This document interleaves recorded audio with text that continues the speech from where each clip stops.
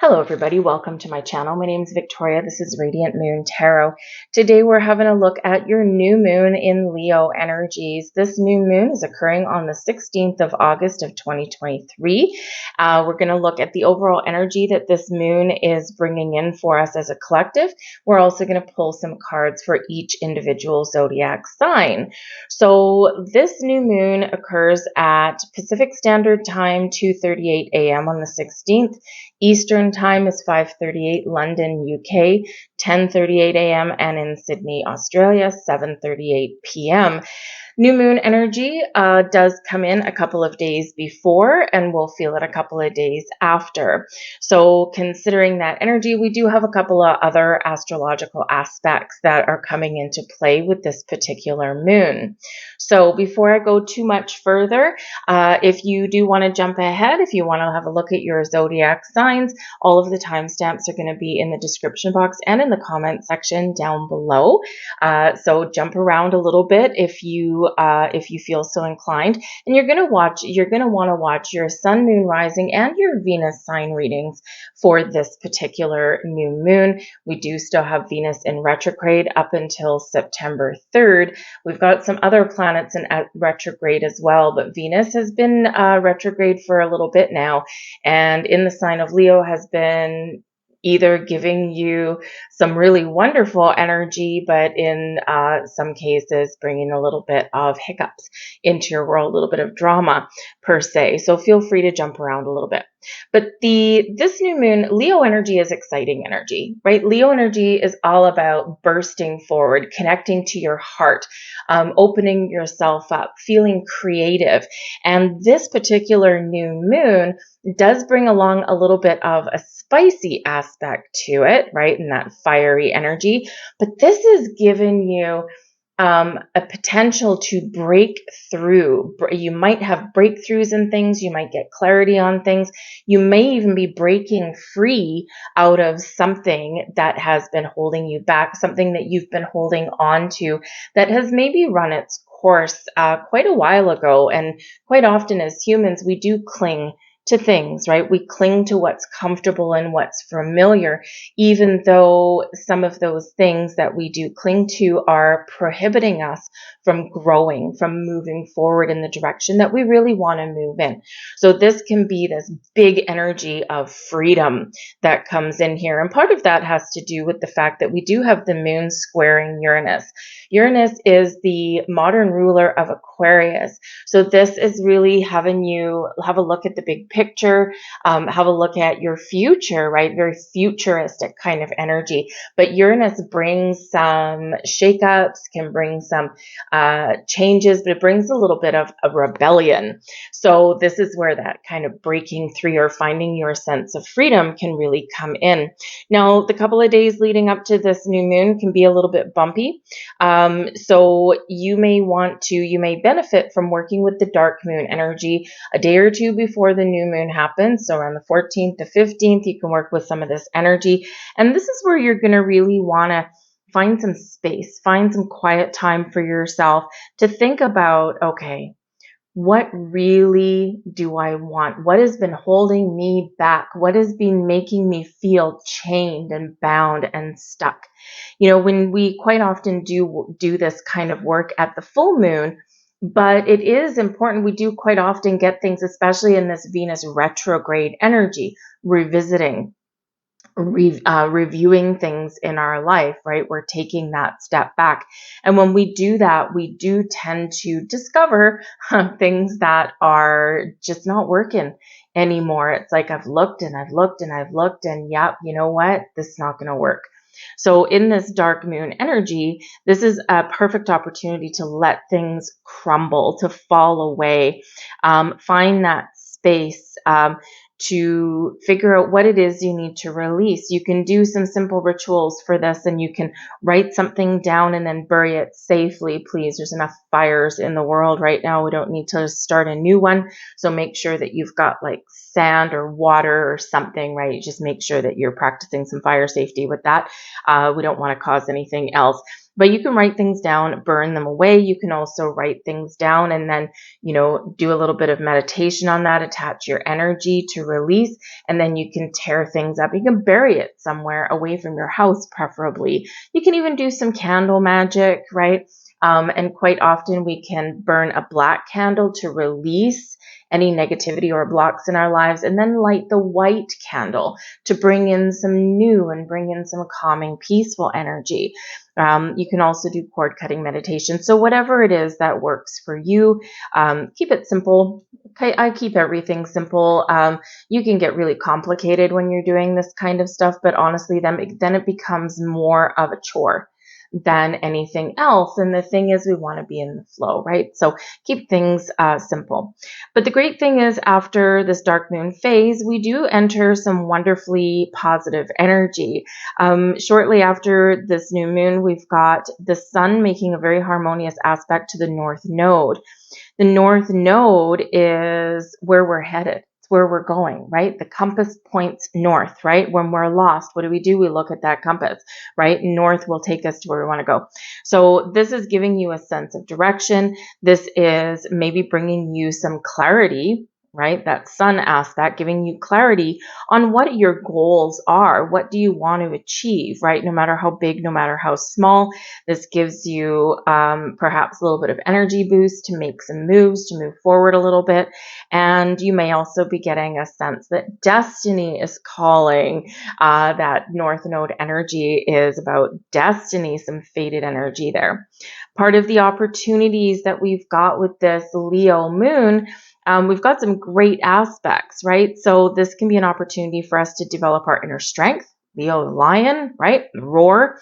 Connect with our heart space, open our heart.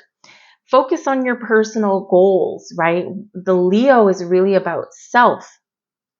What do you want? Where do you want to go? What do you want to try? Where do you want to take a little bit of a risk? Right? This perfect opportunity for you to focus on that. Also an opportunity, of course, to be really creative, to express yourself in the ways that you really want to. Have fun, right? Leo brings out our inner child. And with this Venus retrograde, you might be reflecting on something in your life and having a look back at perhaps your childhood and saying, what did I always want to do? What was I doing and then I stopped doing because maybe I was self-conscious or I didn't have the confidence I needed. So this can be a great energy to revive a goal, a dream, to nurture and feed that inner child, or just very simply go and have some fun, right? There's been a lot of crazy energy the last couple of months, and sometimes we just want a little bit of a relief in this. So it's going to be great for that. Some of the challenging aspects here and part of the goals to keep in mind with this new moon, maybe to avoid drama, right? Right, we got some drama going on, and overcoming your human ego, right? That's quite often what kind of holds us back or what kind of keeps us stuck in a rut, right? Is our stubbornness, our pride, right? That human ego, which we all have. And, sometimes it can really serve us well, but sometimes it can work against us just a little bit. So we got a lot going on for a new moon, but this is a perfect time in the new moon energy to plant those seeds of intention, right? Try something new, do something a little bit different, dare to dream, if you will. So having said all of that, we are now going to get into each sign. We're going to pull some cards for each sign. We're going to have a look and see what astrology houses that this moon is affecting for you and where you maybe find yourself focused at this time. So once again, all of your timestamps are going to be in the description box and the comment section down below. Watch your sun, moon, rising, and your Venus sign. Now also, because I'm not going to repeat it 12 times in the one video, I do have a contest going on my channel. So if you like to enter for things, you like to win stuff, this is your opportunity to enter for your chance to win a free personal reading All you need to do is watch any videos that I post throughout August. The deadline to enter is August 31st. And all you need to do is like the video that you're watching. Subscribe to my channel because it is for subscribers. So just check and make sure that you are subscribed. If not, hit that button again. And in the comments section down below, very important, is to write in, I am abundant.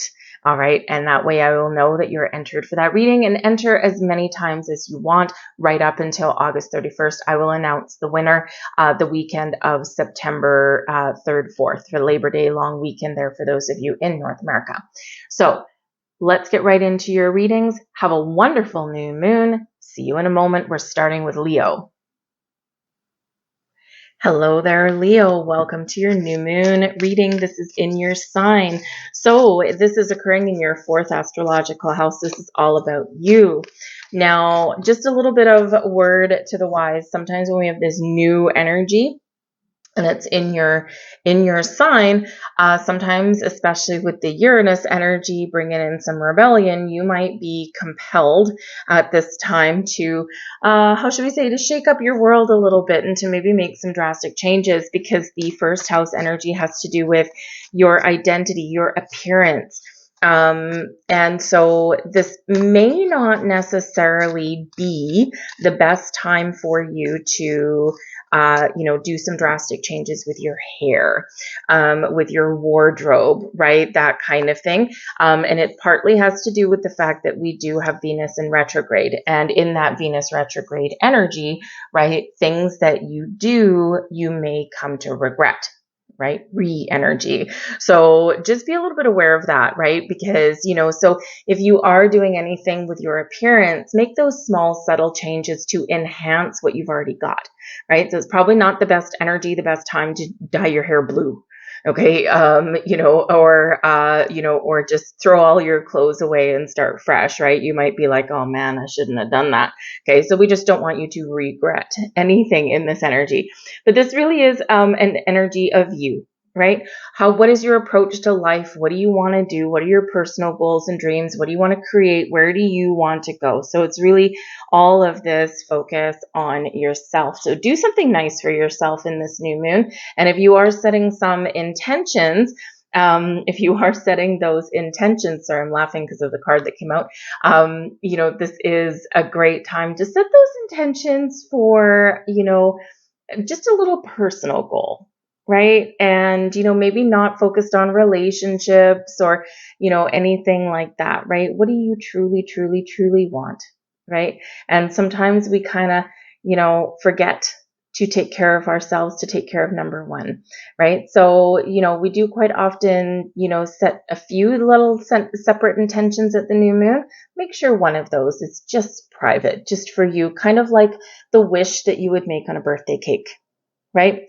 So the card that came out, and I did chuckle because we do have Aries energy work through your feelings, and the 1st house is ruled by Mars and Aries, right? So this is really that double whammy, that reminder here that, you need to focus on self at this time. Okay. And working through your feelings, how do you feel about things? It's important to connect with your heart space. It's important to figure out, how do I feel about this situation? How do I feel about where I am right now?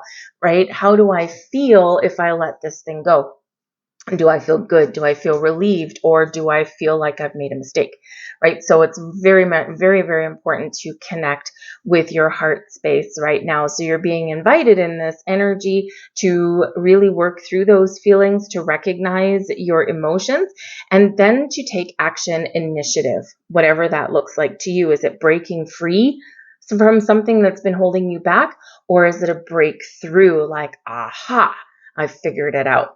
Right? So only you are going to know. So find a little bit of space and time for yourself to connect with that heart, and then take action. Beautiful. So we've got King of Cups, we've got the Page of Wands, and we've got the King of Pentacles out here. So we got King energy, man. Okay. And kings Kings are leaders. Kings take charge. Kings are confident, and kings are successful. And the very first one that we have is the King of Cups. So very much connecting with your heart space, connecting with your emotions, doing the things you love, focusing on yourself, nurturing your goals, your dreams, your beliefs. The King of Cups can show that you do have some emotional satisfaction somewhere. It's a great time to just focus on that. Now, that can also bring in some spiritual energy as well, some insights, or your opportunity here to cleanse, to find peace, to renew some energy, right? And maybe even be a little bit kind and compassionate, not just to other people, but to yourself as well. We do quite often beat up ourselves, don't we? So make sure that you are kind to yourself. But it's a beautiful energy with the King of Cups. Some of you might be focused on some relationships right now. Is this relationship good for me, right? Is this a personal relationship, a friendship, right? Is this a time for you where you're setting your intentions, your goals to meet someone new, to move forward with something, especially if you've been feeling like you've been going around in circles, or something that's gotten a little bit stagnant, something in your job, how you make your money, where you live, right? All of these things can be highlighted for you now. And the Page of Wands, I love that this has come out for you, because the Page of Wands is like, I'm full of passion, I'm full of fire, and I'm ready to make a bold move, right? So get ready to just take those steps forward, figure out what you want, connect with your heart. How do you feel about things? And then take action, take initiative. The Page of Wands can represent that it's a perfect time to manifest things into your life, whether it's love and romance, whether it is a home, whether it's a job, whether it's some more money, whatever it happens to be for you, whatever gets you excited, right? The Page of Wands is a very excited kind of energy. But some of you may actually have some good news around this time, okay? Or it is just saying that, you know what, this is your opportunity to take that initiative to get started on things in your life. And we do have the King of Pentacles as well, to be committed to your goals and your dreams, and trust that all of your needs are met, trust that you are abundant. This brings in an energy of confidence, but it also brings in an energy of patience. And of course, the King of Pentacles, very focused on your money, on your commitment to things, commitment to self, commitment to people, commitment to goals. Okay, and with this Page of Wands right in the middle, you know, are you ready to make some changes? Are you ready to manifest new opportunities into your life? Or do you just need to take some sort of initiative to improve your situation wherever you happen to be? But the King energy is really powerful, all very masculine energy coming in here in your reading. And masculine energy is all about taking that action, taking that initiative, making those moves, heading yourself in the right direction. It's not an energy of sitting down, right? So, you know, in this energy, you are in charge. Okay. And yes, the kings are masculine energy, and I'm pretty sure I can hear someone right now going, but the King of Cups energy isn't masculine energy. Well, it is. It all has some aspects in there, but the Cups is a little gentler kind of masculine energy, right? With that emotional connection to it. Okay, so think about where you want to go, what you want to do, because this is a time of great success for you. And if you're committed, thank you. If you're committed to your goals and your dreams, you will get to where you want to go. So believe in yourself and be confident, whatever that looks like to you.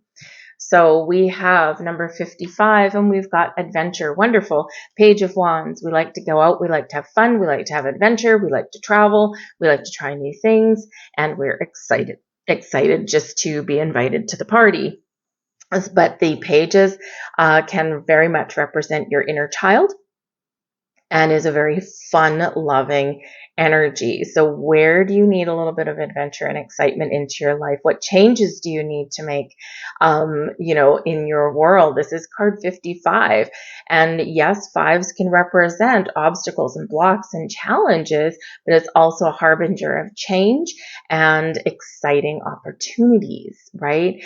And so this can be a very exciting time for you to go out and have fun, have an adventure, but also remember that when we are making changes in our lives, or when things do get shaken up a little bit in our world, it's all about our perspective and how we look at things, right? Do we look at those bumps in the road as big obstacles, big mountains, right? And yes, sometimes it feels that way.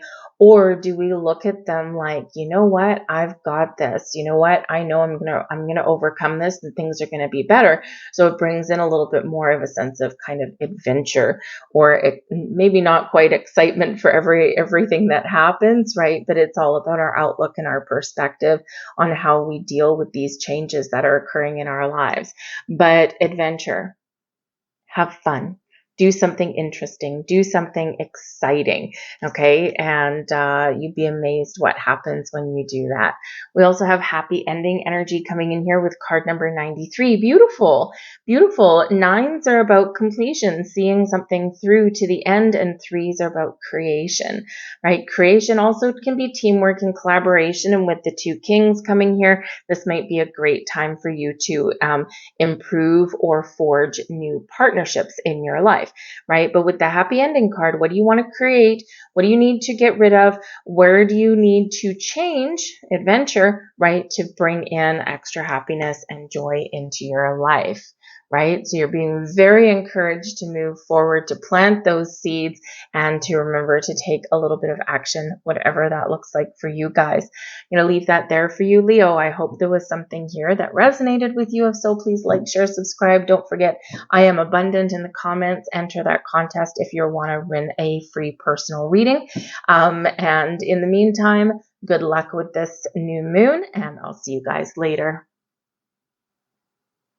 Hello there, Virgo. Welcome to your new moon in Leo reading. This is happening in your 12th astrological house. Now, your 12th house, because it is the ending, right? The end house here. You might be wrapping up something at this time. You might have something that is coming to fruition for you in some way, but I feel more, especially with the new moon energy, I feel more that you are recognizing what it is you want. You're about ready to complete a cycle, complete a chapter here, and you're moving forward in a new sense of direction, or you are setting some intentions to bring a little bit of fresh energy into your life. The 12th house is ruled by Neptune and Pisces, so this really can have to do with your dreams, with your subconscious, something that's been hidden. And, so maybe you might get some clarity or a revelation at this time for this, right? This can be a very spiritual energy that comes in here. And you may also feel, like you want to escape from the world a little bit at this new moon, especially the couple of days leading up to it, right? So make sure that you do find some quiet space and, thank you, some quiet space, make some time for yourself. Just to really connect with your higher self, connect with your emotions, and especially with your higher self and your intuition. It's going to serve you well at this time, and you may just be kind of getting a little bit of clarity about things, right? But because this is your 12th house, this may be a very great time for you to work with that dark moon energy right before the new moon, right? Just to recognize, what do I need to release before I can move forward and start something new, or what do I need to release so that I can feel a little bit more freedom? Remember, one of the big themes with this new moon is breaking a breakthrough or breaking free, right? And with that 12th house energy, it's that final house, right? Before you get your new moon, right? Next month, right? So it's a great time for you to do a little bit of cleansing or even healing in this energy. Now, the 12th house can also bring secrets. So there may be something hidden that comes to light at this time, or you are discovering something in your world or something within you that is hidden. This can be something spiritual. This can be something emotional. This might be something that is dredging up from the past, right? We do have Venus in retrograde, and in that energy, right, things do tend to come up again, especially deep-rooted things. So you might be very, very well served by connecting with your subconscious and your emotions, and just kind of taking some quiet space and, just allowing the energy to flow, right? It's quite often where we get clarity when we're calm, we're grounded, and we're at peace. All right.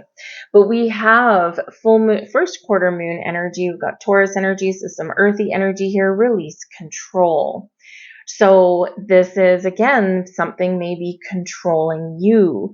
Something maybe you might feel handcuffed in some way. You might feel as though you're restricted in some way. Release, release, release. So this can be relationships. It can be jobs. It can be your environment around you. Or again, it can be something within you, right? So it is that opportunity to break free, break away from something so that you can kind of feel lighter and feel brighter in that energy. But this is also a reminder to get in the flow.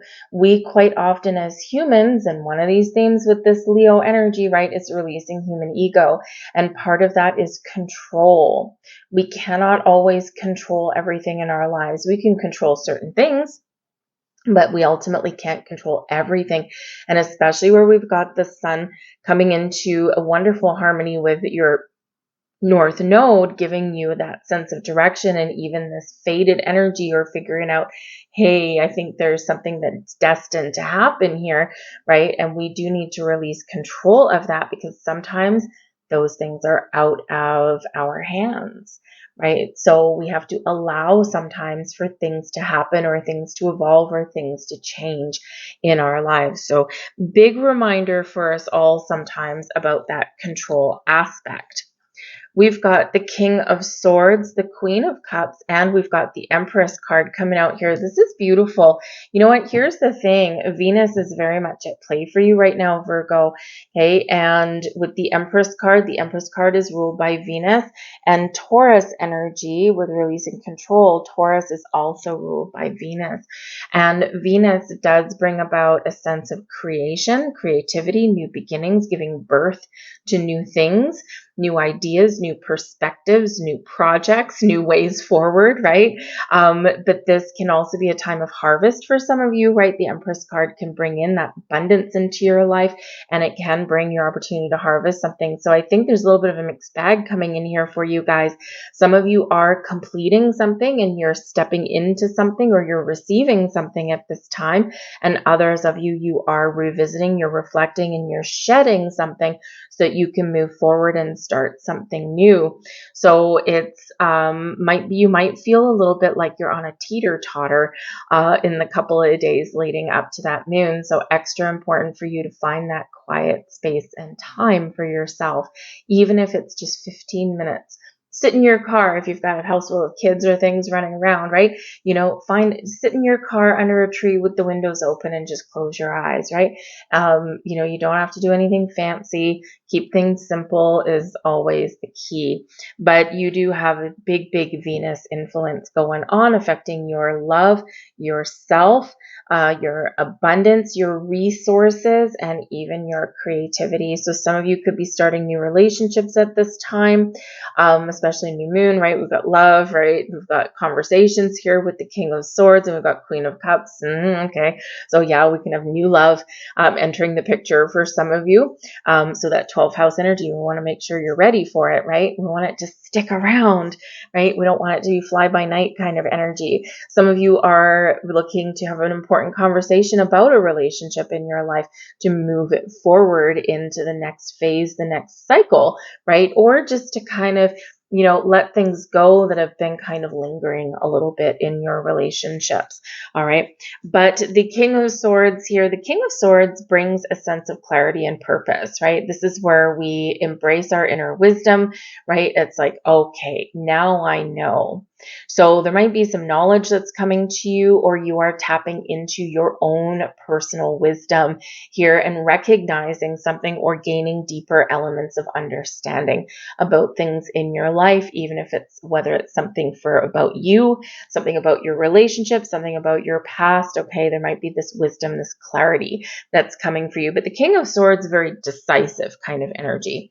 So you might have some very important decisions to make at this time. And you might also be having a very important conversation at this time. Now, there could be a healing element that comes in here with the Queen of Cups. So the Queen of Cups, we're very connected with your emotions, very connected with your heart space, but also incredibly spiritual energy with this here as well, as is the 12th house. The 12th house could be where you maybe even recognize here that you've paid off a karmic debt. Right? You've closed out a karmic cycle, right? There's something is completing in your life, and you might be figuring out what that is, and you might feel that sense of relief, feel that something that's had a hold on you, right? Is whew, we're done, we're gone, right? So the Queen of Cups can bring in some beautiful healing energy here for you, but also those deep insights. So very, very positive vibes here for you to do some meditation, do some reflection, okay, or do any kind of spiritual work at this time. Even learn something about your spiritual self as well. Expand your wisdom and knowledge at this time. But with the King of Swords and the Queen of Cups, some of you are having a very important conversation with a person in your life right now. Now, this can be about with someone that you already know. Romantic interest, a friend, right? A spouse, a family member, someone that there's a lot of love in the air with this energy. So you might be clearing the air. You might be healing something, because that Queen of Cups can bring in healing, right? Or you're just talking about things, maybe talking about the future, right? And, just kind of clicking. Right? Clicking in this energy, both in the upright. Okay. So everything is good, or everything is getting back on track. And of course, we already spoke. We do have the Empress card here for you. So it's big Venus energy coming in. And so, yeah, focus on love and relationships in your life, of all relationships, by the way, not just romantic ones. Okay. But it's also, thank you, also very creative energy in this as well. Your opportunity to create the life that you want, to make those changes, okay, or reap the rewards of something there, because that Empress can bring abundance, and it can be a time of harvest for you. Now, I've got a little bit of a surprise card here, because as I picked up the deck to shuffle it, I do a pre-shuffle before I do your readings, but then I also do one in front of you. So we've got a little bit of a mystery card here. Aha, we've got your High Priestess coming in. How fitting that this should have stuck to the table. So the High Priestess speaks to, number one, the moon cycles, very connected with the moon, very connected with your intuition, but also your inner wisdom. And the High Priestess, being a very spiritual energy, can be associated a little bit with that 12th house energy. So there might be something that comes to light, because the High Priestess is keeper of secrets and mysteries, and your 12th house can hold secrets. So something may be revealed, or you need to reveal something at this time. And again, you may be gaining deeper insight, understanding, and wisdom. Okay. But ultimately trust your intuition. Very spiritual energy coming in here. Great time for you to connect with this moon cycle. All right. We have card number 99 coming out here for you. So watch out for nines. Nines are finishing things up. Right? It's where we see something through to the end. And in that 12th house, right? Again, we've got completion. But in this energy, we do have the energy of compassion. So kindness, compassion, love, healing, understanding. Sometimes we need to, come out guns a-blazing like a bull in a china shop, right? But other times we need to take a calm and gentler approach at things. And that saying, right? You get more bees with honey, right? That kind of thing. So maybe, it's a great time for you here to open your heart, to be a little bit patient, and just show someone a little bit of compassion and understanding, including if that person is you. We quite often are very hard on ourselves. We're harder on ourselves a lot of the time than we are on other people. Okay, so show yourself a little bit of compassion as well. And we have card number 3 coming in here, bringing you creativity. Beautiful, because we've got that double resonance there with that Empress card, also card number 3. So a great time for creativity, also for teamwork and collaboration, and getting on the same page with people. So again, you might be forging new relationships, or you are moving ahead with something, or just feeling like you're on the same page with somebody. But a beautiful energy here of creation. And of course, 3s our creation and is the basis of manifestation. And this is a great energy here in this new moon to manifest things into your world. So I'll leave that there for you guys. I hope there was something here for you. If so, please like, share, subscribe. Also, if you want to enter that contest to possibly win a free personal reading, subscribe to the channel. I Am Abundant goes in the comments box down below. That way I know that you are interested and throw your name in there to possibly win. So good luck to you on this new moon, and I'll see you guys later. Hello, Libra, excuse me. Welcome to your new moon in Leo reading. So this is happening in your 11th astrological house. This is great energy for you guys, okay? The 11th house is ruled by Aquarius and Uranus, right? So, I mean, really, you've got, considering we've got the moon in a square to Uranus, you might be feeling extra rebellious, or you may have one hell of a breakthrough right about now, right? So this can be a very exciting time for you, very exciting energy, something that can very much affect your future. So you might just be getting clarity and insights. Maybe there's a revelation for you, or you're just like feeling like, I gotta go, I gotta do something, right? And I gotta break out of a rut, break out of a cycle. And it's something that may have been lingering for a while.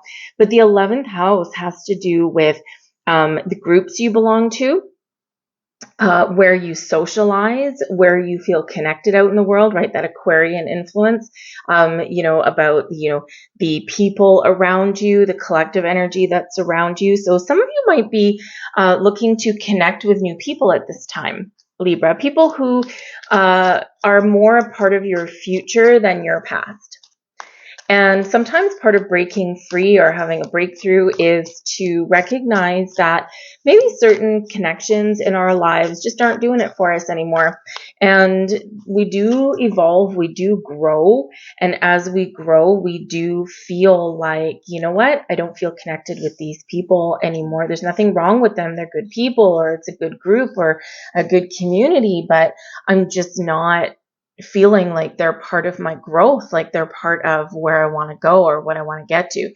So sometimes you may feel in this energy like you are letting certain things drift away, but you're about to start something new. So connect with new groups of people, make new friends, right? That kind of thing. And it can be very wonderful energy because it is fresh. And it's things that connections that you can really move forward with in a healthier kind of way. The 11th house does bring a sense of freedom, liberating you from anything that's been holding you back, okay, and finding that footing, finding that freedom and moving yourself forward. But the 11th house also has to do with your wishes. What are you wishing for? Wish big, dream big in this energy, okay? Just go for it. Go for the gold, right? Think of the biggest wish that you could possibly make right now. Set those intentions, plant those seeds. And sometime between now and in the next 6 months, when we have that full moon in Leo in about 6 months' time, things will evolve and progress for you. Remember to leave space, be open, be receptive, go with the flow, embrace any changes, take action and initiative on things, but you will see things evolve, and you might even feel a lot lighter and brighter. So set those intentions. What is it that you want? What are you dreaming of? What do you see yourself moving towards in the future? We have new moon in Libra energy. Know you are loved. Okay. So whenever we get your energy out, this really can very much be a focus on you, on yourself. What is it that you want? What makes you happy? Where do you see yourself going, right? What is your purpose? What is your destiny, right? That kind of thing. So, very much encouraged. You are very much encouraged at this time to find balance in your life, but also to start something new, or even if it's just have a fresh outlook, a fresh perspective, whatever you've got going on. Okay. New, fresh energy, but know you are loved. Okay. So, and sometimes what keeps us stuck is fear. We're afraid of letting things go or letting things drift away because we're afraid, what if I don't have anything else to fill the void? Remember that you are always enough. right? You are always enough. And anything in our world, right? Happiness, joy, all of these things start from within, right? Love within, right? Love yourself first, and then you'll have a love to give out to other people, right? That kind of thing. And so, we need to sometimes remember that, right? Because the things that we surround ourselves in our environment with, our social connections, our social networks, right? Our people, our relationships, all of these things, they enhance our love and joy and happiness, right? But ultimately, they're not the sole cause of it. And it's when they're the sole cause of it that we quite often, we run into a little bit of a sticky wicket. So remember that anything that you feel like you're just not connected with anymore, there is new things on the horizon, and there's better ways forward on the horizon for you. And we've got to try and let go of the fear. And so Spirit's saying here with the know you are loved energy is that, number one, Spirit loves you and is always with you, always guiding you, always protecting you. And remember that when you love yourself, not in an egotistical way, okay, not in a way where you come across as arrogant, that kind of thing. You're not really like that anyway, Libra. But when you love yourself, nothing can impact that, right? So it's sometimes the hardest thing to do is recognize that love of self. So not only, do you have love that is really starts from within, let your light shine, okay? Project your love and your wonderful energy out into the universe, and then you will see things start to come into alignment for you that are a little bit lighter and brighter. But remember also that your spirits, angels, guides, past loved ones, right? Your spiritual soul tribe, if you will, is always around you, guiding you, protecting you, and giving you that love and kindness and compassion that you're looking for, but also giving you a little bit of strength, right? When you are needing to start something new, embark on a new journey, get out of your shell, get out of your comfort zone, right? And face your fears. Okay. So you're always guided, loved, and protected. But we do have changes coming in, and we've got a letting go. So we've got the King of Cups coming in here for you. So the King of Cups, kings master things. They are successful. They also take the lead, take charge. And with the King of Cups, right, you might be gaining deeper insights, understanding. You might be very connected with your heart space. This brings in an energy of love, kindness, and compassion. Okay. And so in this energy, what do you love? Who do you love? Do you love yourself? Look yourself in the mirror and tell yourself, say, I love you. And you say that into your eyes, looking into your own eyes. How does that make you feel? Is it difficult or is it easy? Right? So you're being very much reminded to take care of yourself, love yourself, but also engage in a little bit of spiritual practice, because I do feel there's some spiritual growth coming in here for you as well. But the King of Cups energy can very much be a focus on your dreams. Where do you want to go? What do you love to do? If you had a wish, what would it be? So connect with your emotions, okay, and set your intentions, and know and trust in that King energy that, number one, you may need to make some moves. You might need to take some action to realize your goals and dreams, or to get the ball rolling. But also the Kings are confident. They're patient. Well, at least this king is, and the King of Cups, very patient, and just has a deep sense of knowing that wherever I put my intentions, whatever I'm wishing for, I know that I can accomplish that goal. But I also know I may need to work through some fears. We do have the Death card, and I'm going to read these two together. We've got the Death card and the Judgment card, okay? So the Death card, yes, it can represent that there's endings, right? The Judgment card can be a letting go, a release. Both can bring freedom. Now, some of you, to find your personal freedom or to figure out your way forward, we do need to let some things go. We do need to put an end to certain things. But we can also look at other things in our lives, and we can go, okay, does this have to be the end, or can this change? Can it evolve? The Death card does bring about endings. It brings about new beginnings, but it also brings exciting opportunities for change, for transformation, for growth. Now, for some of you, this is incredibly, incredibly spiritual in its essence. So some spiritual growth and clarity, some insights, right? Especially with that King of Cups there as well. Okay, so you might have some sort of spiritual breakthrough. Okay, but you could also have some healing that comes in here, especially with the Judgment card coming in. Okay, so you could have some healing, and as relationships grow and evolve, we do quite often need to clear the air. We need to get things out in the open, and we need to talk about things, right? And so this can really put us on the path to that evolution, to that growth that we're looking for in our relationships, or just to release some blocks, right? Like, I've been holding on to this resentment, I've been holding on to this past argument here, right? It's time we clear the air. So you could have a wonderful cleansing energy in this here as well. But you might get a second chance at something here. The Judgment card can bring about, number one, things that are hidden come to light. Okay, so something may be coming out into the open for you. The Judgment card can also bring forgiveness and healing, right? As can the Death card, because in order to truly forgive and heal and release, we've got to let things go, right? And so sometimes we kind of forget that, right? And we get stuck a little bit. So this can bring that healing and forgiveness into your world as well. But the Judgment card can bring in second chances, right? And with the Death card being change and evolution, this can be that maybe there's something in your life where you don't necessarily have to let it go, right? But there's something here that may need to change a little bit in order for you to move forward with it or keep it in your life, right? But this can represent here that you are on the path of growth, personal growth, spiritual growth, whatever that looks like to you. And yes, on your path of growth where you're headed with that Death card there and that Judgment card, there may be those things where you do need to drift away from or put an end to, right? And in that 11th house where this new moon lands for you, this can be that social aspect. You could be doing something as simple as cleaning up your Facebook page, right? You're looking at your Facebook page going, okay, I have 888 people that, I'm connected with. How many do I really know? How many do I really like? How many do I want seeing my business? Right? So you could be cleaning up some social media somewhere in there. Maybe you're closing a couple accounts at this time. You're like, you know what? I don't really look at this. I don't even know why I have an account. You know what? Let's just get rid of it and shut it down.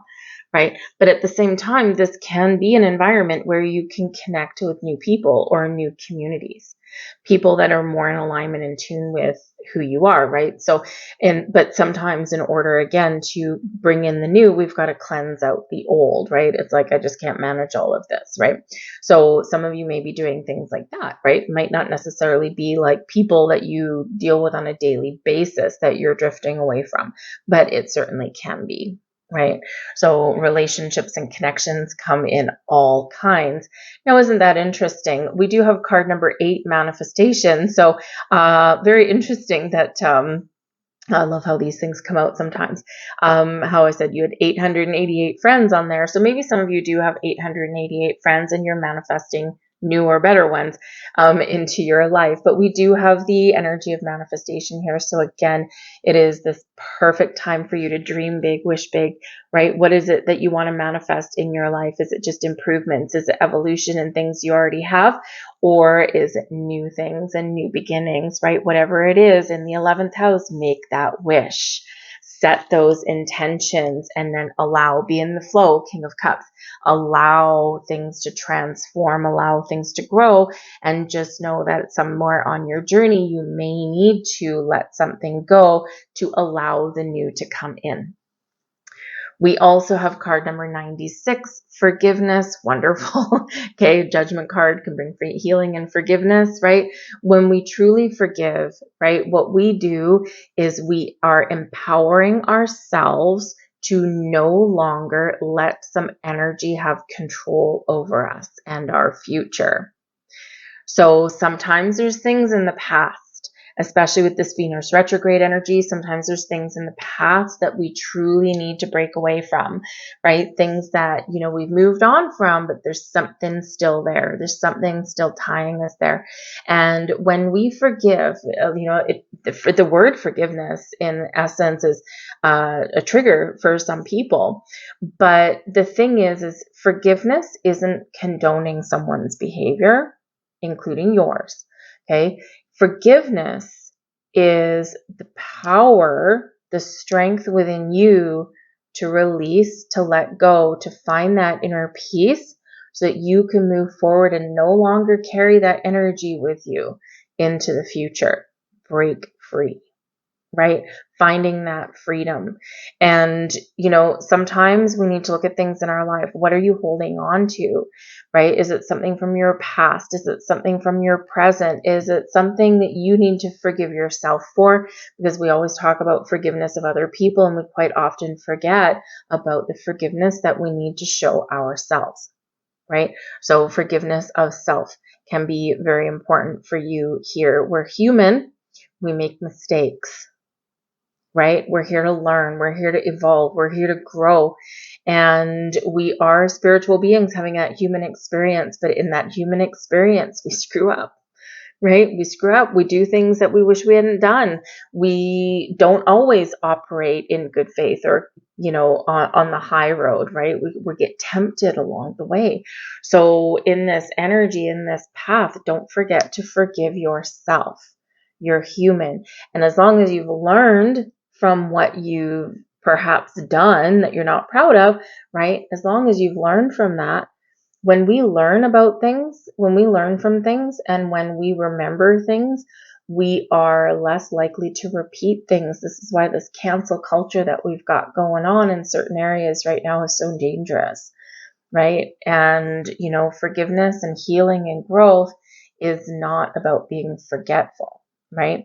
So whatever you've got going on, forgiveness is the key for you to find that inner peace, that balance, that harmony, that healing, so that you can move forward and live this wonderful life that you have and that you deserve. So that's deep. Okay, so I'm going to leave that there for you guys, okay? I hope there was something here that resonated with you. If there was, please like, share, subscribe, all that wonderful stuff. If you do want to enter the contest to possibly win a free personal reading, leave I am abundant in the box down below. And remember, it is for subscribers, for me to give back to you guys for all of your time and energy for tuning into my channel. So make sure you're subscribed, and I'll leave that there for you. So good luck in this new moon. I will see you guys later. Bye. Hello there, Scorpio. Welcome to your new moon in Leo reading. This is happening in your 10th astrological house. Now, this can be exciting for some of you because the 10th house has to do with your fame, being honored for things, being recognized, maybe even getting some public recognition there for you guys, right? Very sparkly kind of energy here. So for some of you, this can be a great opportunity for you to use your achievements to your best advantage, right? Great time, especially in your career. 10th house has to do with your career, your reputation, the things that you have accomplished, right? So some of you are getting rewarded at this time for things that you've done. You're getting that pat on the back and you're getting recognized. But others of you here, this can be a great time for you to plant seeds of intention to start a new job, to even start a brand new career path, right? Maybe really break free out of some things in your world, right? So this can be very exciting in this energy for you. And it can be a time when you can really give yourself a leg up on your status in the world, right? So in some cases, your reputation precedes you. Now, is that a good thing or is it not a good thing? Because if it's not a good thing, then perhaps you're going to turn over a new leaf, right? And, do things a little bit better, a little bit differently, right, than you have been. But, your reputation preceding you can also be an incredibly positive thing. And you can build upon that and use that to make more money or to start a new job or whatever it happens to be. But some of you could be getting some very sparkly rewards right now, so that can be awesome. This energy also has to do with the influence you have on people or your environment. So you might be finding that the power of the spoken word right now can be very beneficial for you, right? Great time to ask for what it is that you want, right? You've been waiting for a raise, march in and ask for it, right? You know what? The worst anyone can do is say no. And if you get a no, maybe that gives you a clear sense of direction on where you want to go in your future. Haha, North Node energy, right? And if you do get what you want, well, then hallelujah, lift a glass and say cheers, right? So you just never know in that energy. The 10th house can also have to do with the dominant parent in your life. And with this being new energy, this can be where you are healing a rift, or you're making amends, okay, or turning over a new leaf with an important parental figure in your life. All right. We have take a breather. We've got Cancerian energy. So nurture yourself, right? Cancer is all about nurturing self, nurturing relationships, nurturing goals. And some of you have been working very hard, okay, and you've been just through the ringer in the last little while. So take a breather. Take some time, make some space for yourself to connect with your heart, with your emotions, to your higher self. Some of you need a vacation, okay, or you just need a little bit of quiet time right now to replenish, refresh, renew, recharge your batteries, okay? Very important sometimes here, and this is magical energy coming out here. Talk about the stars aligning for you, okay? We do have the Six of Swords. We've got the Strength card, Leo energy, and we've got the Star card. So we've got that Aquarian energy with Uranus, right? And so, maybe you are really having some sort of breakthrough at this time, or you're just feeling a sense of freedom, right? Because the Six of Swords, this is where you can be resolving issues. You've been through the ringer, you've been through some troubles, you've had a lot of ups and downs in the last little while, and this is where you're getting a clear direction. You're moving forward, better times ahead, calm and peace, R&R. Some beautiful energy lays ahead for you with the Six of Swords. But the Six of Swords represents a rite of passage. So there may be something that you're recognizing here that you have had to experience on your path forward for growth, for, personal growth, spiritual growth, career growth, right? Sometimes we do have to go through those turbulent times, right, to come out the other side wiser than we were when we went in. A little bit smarter even sometimes, right? So there may have been something that you've been experiencing. It was just meant to happen, right? You meant to be, okay? But you could also have something that is occurring right now, right? That it's like, okay, yeah, I know where I'm going, but I've got to do certain things in order to get to where I want to go, right? So there may be some things that you do need to experience. But the Six of Swords can bring in an energy of calm and peace, and also one of compromise, right? And especially with the 10th house having to do with a dominant parent, this might be where you agree to disagree with an important parental figure in your world, right? Who is the dominant parent in your household, right? It can be your father, it can be your mother, it can be a grandparent, right? It can be an uncle. Who is it that, is kind of like wearing the pants in the family, so to speak, right?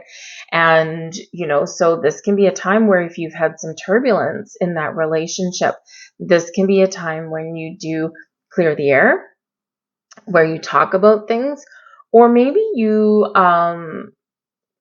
get a deeper level of understanding of where they're coming from. And it's an energy of acceptance. And sometimes when we just accept people for who they are, our relationships can get a little bit better, because we're no longer fighting them. We're no longer trying to change them, or even trying to convince them to see things our way. We just accept, right? We agree to disagree and we move forward. But you may also be compromising with somebody there in that energy. All right. But we do have the Strength cards. We got Leo energy, loud and proud, right here, front and center in your reading. So one of the main themes, Scorpio, here in this energy is don't let pride get in the way, right? And to let go of your human ego, right? And that energy can very much sometimes keep us stuck. And in the Strength card reminds us about, number one, our inner strength, right? To persevere, to make change, to move forward, to, do something different even. But it also reminds us about patience, kindness, and compassion. And so number one, you need to remember to show that to yourself. Okay, be nice to yourself there, Scorpio. Okay, but this is also about being kind and compassionate to others as well, and taking a step back and perhaps seeing something from their perspective, even if we don't agree with it, right? Because we've got an open heart when we're in that energy, right? We're also patient with people as well. Even people we're related to, we're not always going to see eye to eye. We're completely different people, right? We've got shared family, shared experience, shared connections, right? But we are ultimately individuals. And when we are in that, right, we have different ideas, we have a different direction, we have a different soul contract, right? So in this strength card here, reminds us to be patient, to be compassionate, and to be open. Sometimes, yes, we do need to come out roaring like a lion. We need to be courageous. We need to face our fears. We need to do something that freaks us out, right? But also we need to be in the calmer energy sometimes. So this gives an energy of discernment, right? Discerning when to be ferocious, right? And discerning when we need calm and compassion to tame the beast, right? So, you have a choice. You can decide in that energy, right? Are we going to hold grudges, or are we going to let things go and move forward and hopefully find a better way of dealing with situations or people in our lives?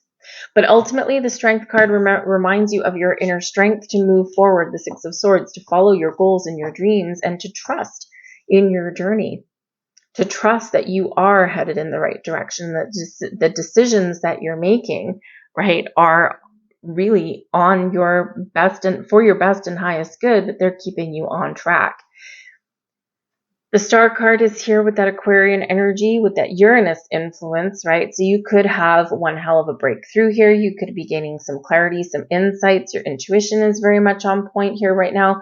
Okay. But the Star card brings you peace and serenity into your life. It restores balance. It brings healing to your world here. So it's a very calming energy, can represent the calm after the storm, right? Who doesn't need a little bit more calm energy in their lives? But the Star card represents your individuality as well, especially with this Leo energy here. Your time to shine, the 10th house, you're shiny, right? So it's your time to shine. It's your time to follow your goals and your dreams, whatever that looks like. Okay. And also with the Star energy bringing you in some success and abundance into your life, right? For some of you, you could be reaping some rewards, things that you've been waiting for, you've been patient for a long time. And this is where you can, kind of cash in some way. But the Star energy also does remind you of the power and the abundance that the universe has to offer, and our ability to bring it and harness it in and bring it, manifest things into our physical world. So in the infinite abundance of the universe, you have the power to manifest what it is that you want in your life. All right. Now, miracles and blessings come about when we do get the Star card. It is a big yes card. So yes, yes, yes. You're being very encouraged here. The universe is saying yes. Now is the time. What do you want to do? What do you want to transform? What do you want to change? What direction do you want to go in? What do you need to leave behind? Whatever it happens to be, the universe is saying yes, yes, yes. Now is the time for you. So recognize your strengths. Strength card, recognize your strengths, and don't be afraid to toot your own horn a little bit here, right? We don't, if let's use the example of looking for a new job, right? Your earning potential is growing. And, if you're looking for a new job or you want to make some more money, you've got to sell yourself a little bit, right? You're not going to go into an interview and just be like, oh yeah, well, I did a thing, and yeah, and I did this. That's not going to go over too well, right? You do need to be able to speak to your strengths, right? While also recognizing some of your, I don't really love to use the word weaknesses, but we'll stick with it because that's usually what they say in an interview, right? What are your strengths? What are your weaknesses, right? It's usually how it goes. Okay. But we do need courage and confidence to admit what might need to improve upon, right? So this is saying to you, this is a great time to sell yourself. Speak to your strengths, but not in an arrogant way, right? Speak to your strengths as to how they can enhance a department or the company, or, when you are speaking about your personal accomplishments, right? Quite often it's like, yep, I accomplished this and this, but I couldn't have done it without my team of people, right? That kind of thing. That way you're coming across as, recognizing that no man is an island kind of thing, right? So don't be afraid to talk yourself up a little bit and to sell yourself. It can be a great time for you to do that. Okay, but just remember, a little bit of humility goes a very long way, right? Okay, so we have card number 55. We've got adventure. Beautiful. Fives, obstacles and challenges, right? So, but exciting opportunities for change. So that can be, sometimes we're in for a bumpy ride, but it's always a little bit of an adventure, something new. And you might be feeling like you have a bit of an adventurous spirit right now. Miracles and blessings, the star card, right? Big yes card. What do you want to do? What do you want to change? Where do you want to go? Life in itself is an adventure. Sometimes it feels as though we've been tossed in the bottom of a bottomless well, okay? But it's your time to climb out of that, and it's your time to let yourself really shine. So when we look at obstacles that are in our path, when we look at things we need to overcome, do you see them as a blessing or do you see them as a curse? Right? When we look at our obstacles as a blessing, it's exciting adventures, opportunities for change, and this is a little bit easier to overcome sometimes, all right? But I do think there's exciting times ahead for you, especially with that star card coming in there, right? Miracles and blessings, okay? We also have creativity coming in here as well. And so this is wonderful. It's a time to create. It's a time to manifest. It's a time to attract things into your world. You might be feeling extra creative at this time, perhaps with the adventure energy and the creative energy. Perhaps there's something that you need to shift in your world so that you have time, right, to try something new and to be a little bit creative, right? Maybe there's something here. I mean, Scorpio, a lot of you are very creative, right? You're artists, you're painters, you're poets, you run deep, right? Great time for you to maybe get out of your shell, right? If you're a painter, are you hiding everything under your desk, right? Do you have a workshop and you're just squirreling everything away? Time to let the world see what you're made of, right? Do you have a collection of short stories or poems, right? It's time to get out in the open a little bit. You're being encouraged, right, with that energy. So let your light shine and let people see what you're made of. I'll leave that there for you, Scorpio. I hope there was something here for you. If so, please like, share, subscribe. Also, if you want to enter the contest, I Am Abundant goes in the comment section down below. Make sure you are subscribed, though, because it is just for subscribers, a way for me to give back to you. So I thank you guys for watching. Good luck in this new moon. Remember, manifest, manifest, manifest away. Beautiful energy. All right. And I'll see you guys next time. Bye. Hello there, Sagittarius. Welcome to your new moon in Leo reading. This is happening in your ninth, thank you, astrological house. And of course, the ninth house is ruled by Jupiter, wonderful benefic planet for us all, and is also your house. So this can be very much a focus on you. Where do you want to grow? Jupiter, being the ruling planet, is about growth, about abundance, is bringing us wisdom, which is also connected with the ninth house. And so perhaps at this time you're looking to learn something new.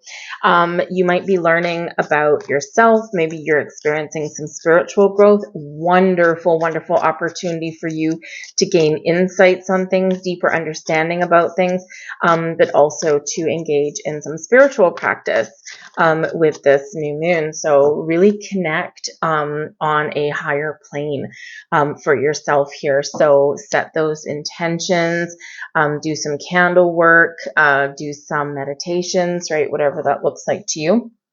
And it can be some wonderful, wonderful energy. But Jupiter helps us to expand, helps us grow, and can also bring us a little bit of luck, right? Who doesn't need a little bit of luck? Some of you might be planning or going on a big trip right now.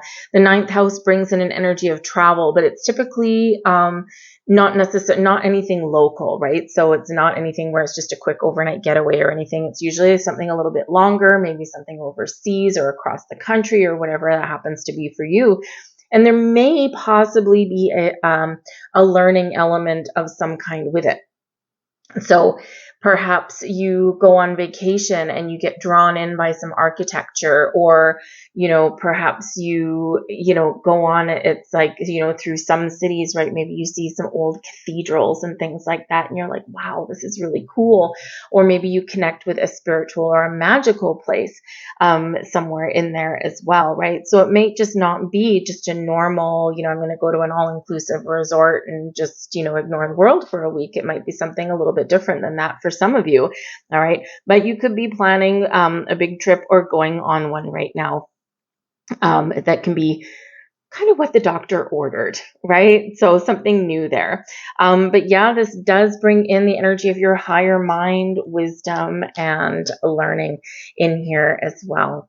We have Aquarian energy coming in here with trust the universe. Okay, so trust that the universe has a plan. In the Aquarian energy, this brings in the power of Uranus, right? And we've got Uranus at play, bringing in a square. And so it's like squaring off. This is, maybe you are feeling a little bit rebellious at this time, or you want to break out of a cycle, break out of a rut, right? And in this energy here, you might be looking at the future, gaining some clarity, figuring out where you want to go, very much connected with, finding a little bit of freedom. And again, with the 9th house, right, you're opening your mind. Maybe you're doing some soul searching. You're asking some big questions, and you might just get the answers. Okay. Or maybe you don't get the answers right now, but you're just going with the flow and you're trusting your intuition. The universe has a plan. Okay. And sometimes we don't really know what that is, but we just go with what feels right. And that's usually where the magic happens. This is also a reminder on your manifestation journey, okay, to connect, right? Connect with your higher self, set some intentions, do some rituals, whatever it happens to look like to you, but at the very least, set those intentions, okay? Then we need to allow the universe to do its job. We don't want to keep on going back to the well, right? What quite often happens is people get frustrated, people get impatient, because that's our human side. And remember, in the vast expanse of the universe, right, the constraints of time were implemented by humans. In the vast expanse of the universe, we are but the blink of an eye. Our lifetime may seem like a really long time, right? And sometimes the days, the years, the months feel like they're dragging out, but in the universe, boom, it's like a snap of a finger, right? So we sometimes need to put things in perspective. So we need to let go of the constraints of that human element of time and the clock and the calendar, and allow the universe to do its job when it's meant to, right? But trust that ultimately the universe has heard you, right? And has your back and is making some magic happen behind the scenes, because the Aquarian energy does bring in possibly some shakeups, possibly some of that breakthrough energy that you might be looking for, but also brings the energy of the Star card, right? Which is peace and calm and serenity, and your ability to harness the abundance of the universe and manifest it into your reality. But it does bring about blessings for you, right? So you're being showered upon with blessings, right? But we need to trust and we need to allow things to happen. But we do need to be ready for action, but we just don't want to smother our manifestations, and we don't want to keep going back to the drawing board with the same manifestations over and over again. It's kind of like placing your order at a diner over and over and over again, right?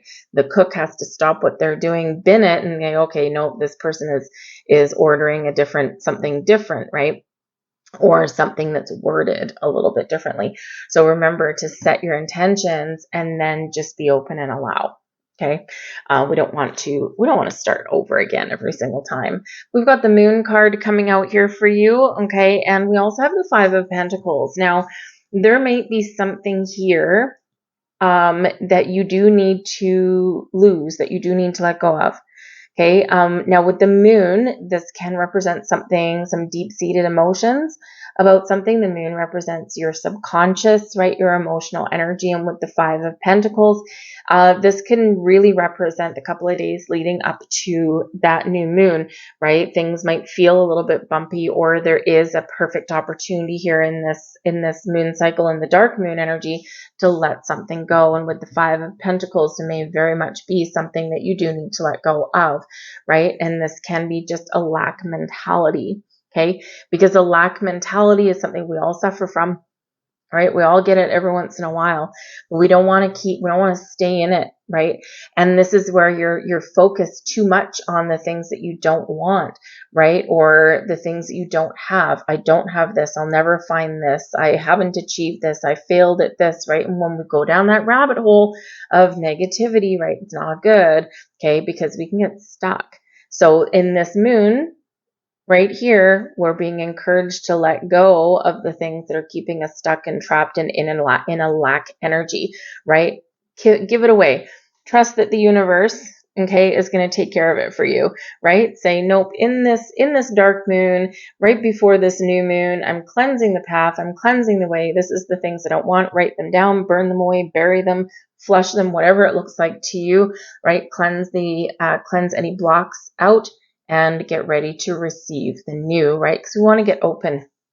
We want to open up our energy, and we do have a 2 of Wands, right? So work with the moon, let things go, and then your path forward is clear. Okay, so very important in that energy sometimes, right? So if there is anything there, just do that.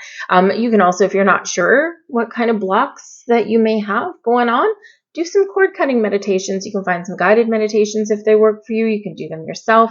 You can do some moon rituals, right? A black candle can, set the intention as you light it to burn away any blocks or negative energy, and the white candle to bring in purification and bring in some new energy to you, right? It can be very much as simple as that, and just watch those candles burn.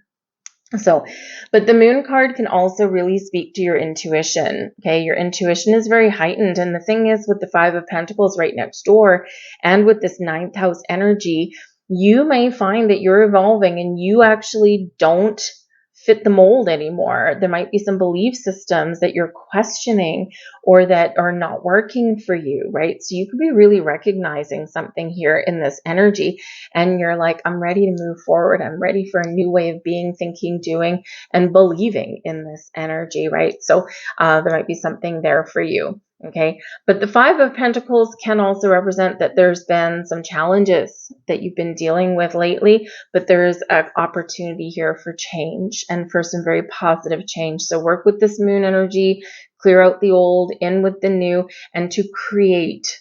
Right? The moon can really speak to your creativity, but there may be something here that you are getting clarity on in this moon. So find that quiet space to connect with yourself, connect with spirit, and to figure something out there, because there's something here hidden in the shadows with the moon, right? Something might not be quite what it seems. Something may look really negative, right? 5 of Pentacles, but there's a light at the end of the tunnel. So there's some positive things there, but we need to figure out what those are. We need to shine a light on them, right?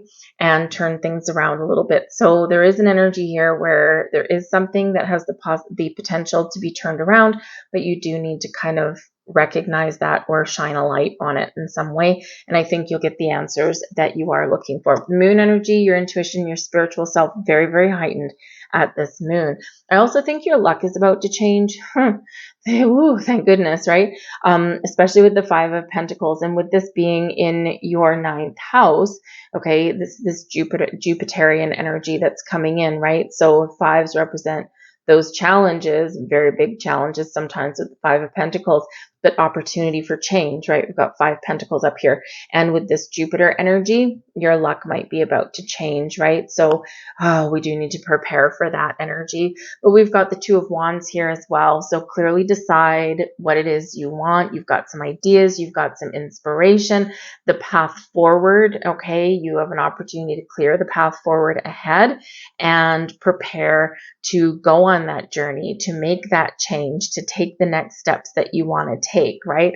But first we need to decide what it is we want in a very positive way. Okay, don't focus on what you don't want other than to give it back to the universe and say, thank you very much, I'm done with this now. Okay, and be ready to be open and receptive for the new that is coming in there for you guys, okay?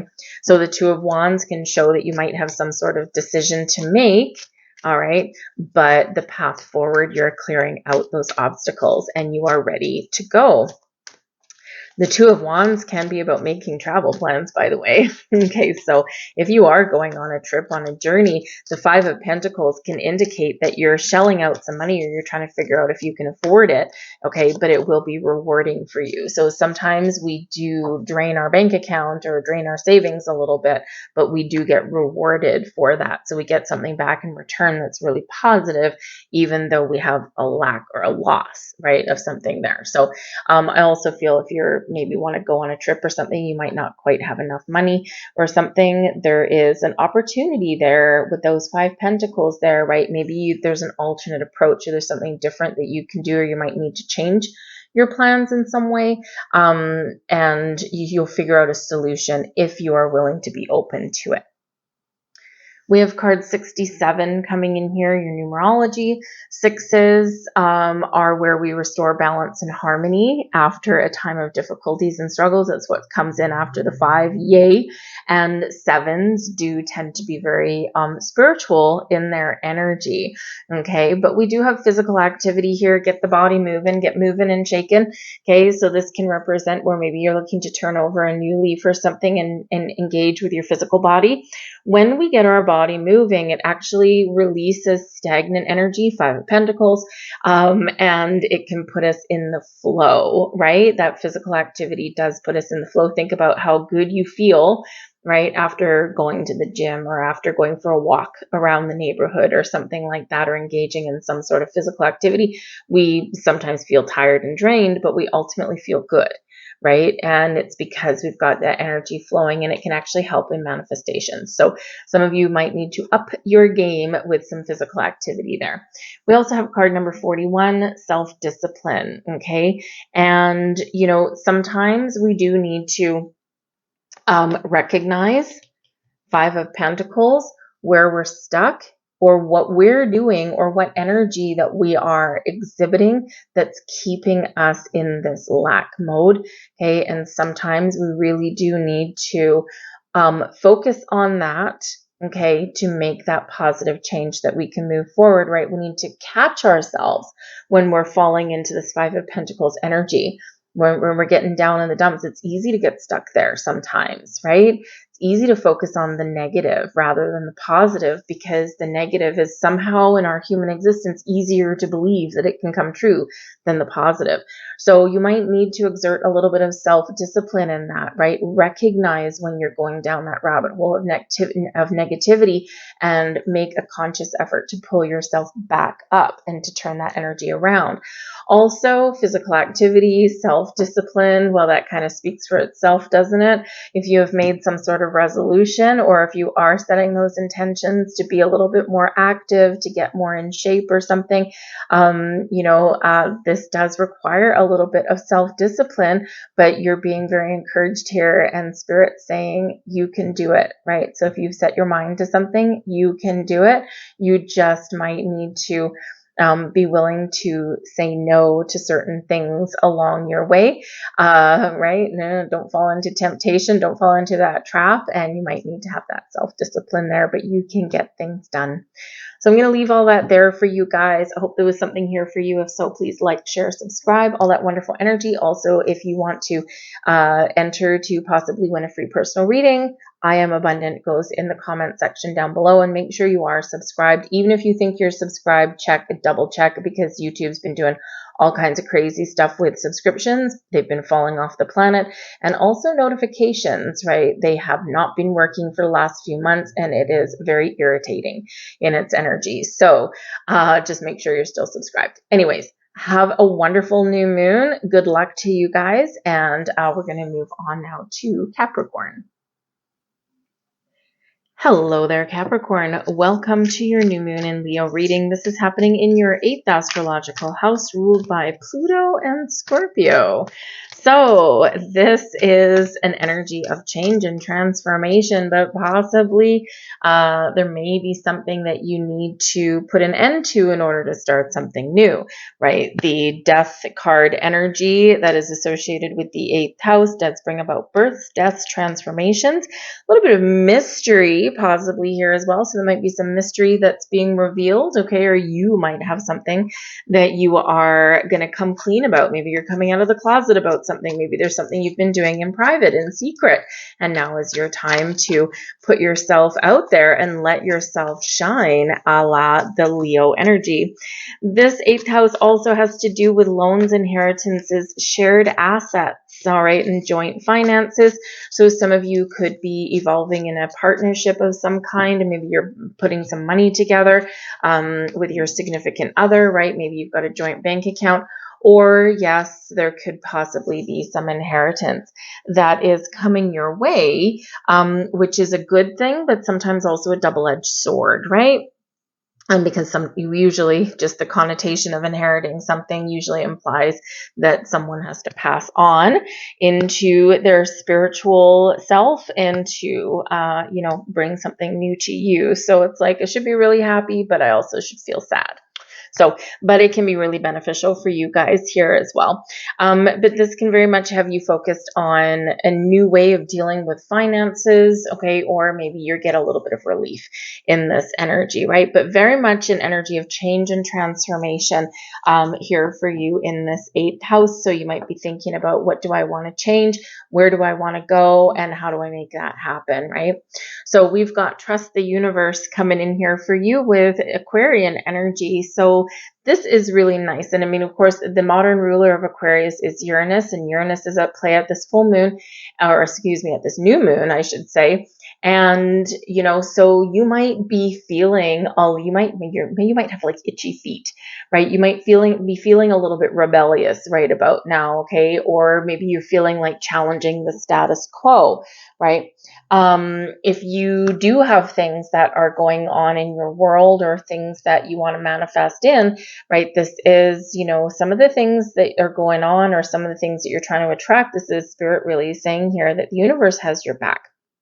And whatever is going on, there might be some fated things that are going on in your world right now, or that they will in the very near future. And they might not always be easy, especially in this 8th house, right? Because change and transformation does bring growth and new beginnings and opportunities, but it can often be a little bit turbulent in its energy. So remember, the universe has your back. Trust in the universe that everything happens for a reason. It's just that sometimes we don't know what that reason is as something is happening. Okay. But this is a wonderful time to set those intentions for things that you're dreaming about, for things that you really want in your life, to make those improvements in your life that you want.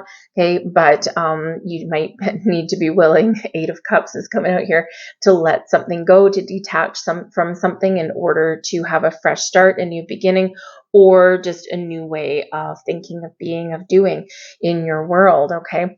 But we do have the King of Cups, we've got the 8 of Cups, and we've got the Ace of Cups, so very emotional, intense energy coming in here with this new moon. Not surprising, right, considering it is in your 8th house, Scorpio energy, water sign energy, and we've got water, water, water, okay? So remember to ground your energy in this moon, okay?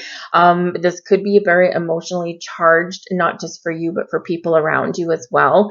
So it's going to be really important in this energy to be kind, to be compassionate, to have an open heart, to be in the flow, okay, and to recognize that other people's emotions may be running amok at this time as well, okay?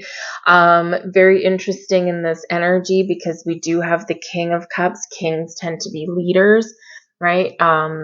And the King of Cups is very kind, very caring and giving, very generous in its energy. But the 8 of Cups could be a departure, and the Ace of Cups for something new to come in. So this can speak to somebody who might be getting an inheritance of some kind, right? Something leaves your life for the new to come in, okay? And it can be a very emotional time for you, right? So just give thanks, right? Just give thanks for the gift that you've been given, and, remember to recognize and process and value all of your emotions. Okay, so you might be dealing with like a death in the family. It's probably been going on for a couple of weeks or so. I've just been through the same thing. Okay, so unfortunately, my mother suddenly, unexpectedly passed a couple of weeks ago. So, you know, in this energy, right, we do need to recognize that we have to process our emotions, and it will get better. Okay, you know, healing does take time, right? Everyone has to go through the process. Okay, but the Ace of Cups brings healing, brings peace. Okay, and so this can be a very positive time for you if you are processing something like that, right? Through out of difficulty does come, you know, new beginnings and positivity and a fresh start, right? So, but I do think also here for some of you, you have an evolution in a relationship here as well, right? The King of Cups, this is bringing an energy of success and love into your life. Romance, King of Cups, very romantic. And the Eight of Cups, you know, the Eight of Cups is sometimes a glass half empty, a glass half full. Right? It can be that we're leaving something behind, but we're making progress and we're moving forward to something that we want. Right? The Nine of Cups would be the next one, is our wishes, our goals, right? Coming true. And sometimes we do need to transform something, or we do need to let bygones be bygones, or deal with some emotions in order for that kind of new beginning, that new cycle in our lives that we're looking for, that we want, right? So this can be where you're evolving in a relationship in your world here, okay? And, you know, before you take that next step in your journey with this partnership, you do need to sort some things out, right? You need to get some things out in the open, and you need to be willing to let bygones be bygones. Always very important, okay? I do feel like some of you here, you are making some moves here to detach from any kind of negativity or a sense of apathy, and you are very much setting some intentions there to attract something in your life that you really want, something that's going to make you very happy.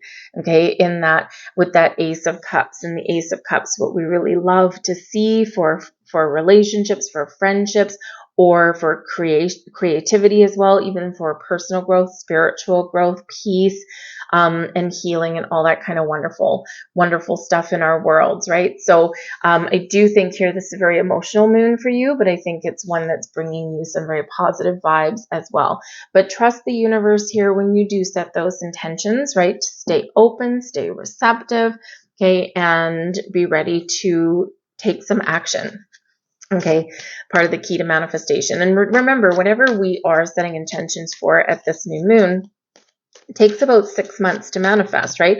Some people faster than others, okay? And sometimes by the time that 6 months is up, when we end up with the full moon in Leo, right? Sometimes we just see the progress that we've made, right? We might not necessarily be 100% where we want to be, but we've made progress, right? So we need to remember that progress is still a win, and it's still success.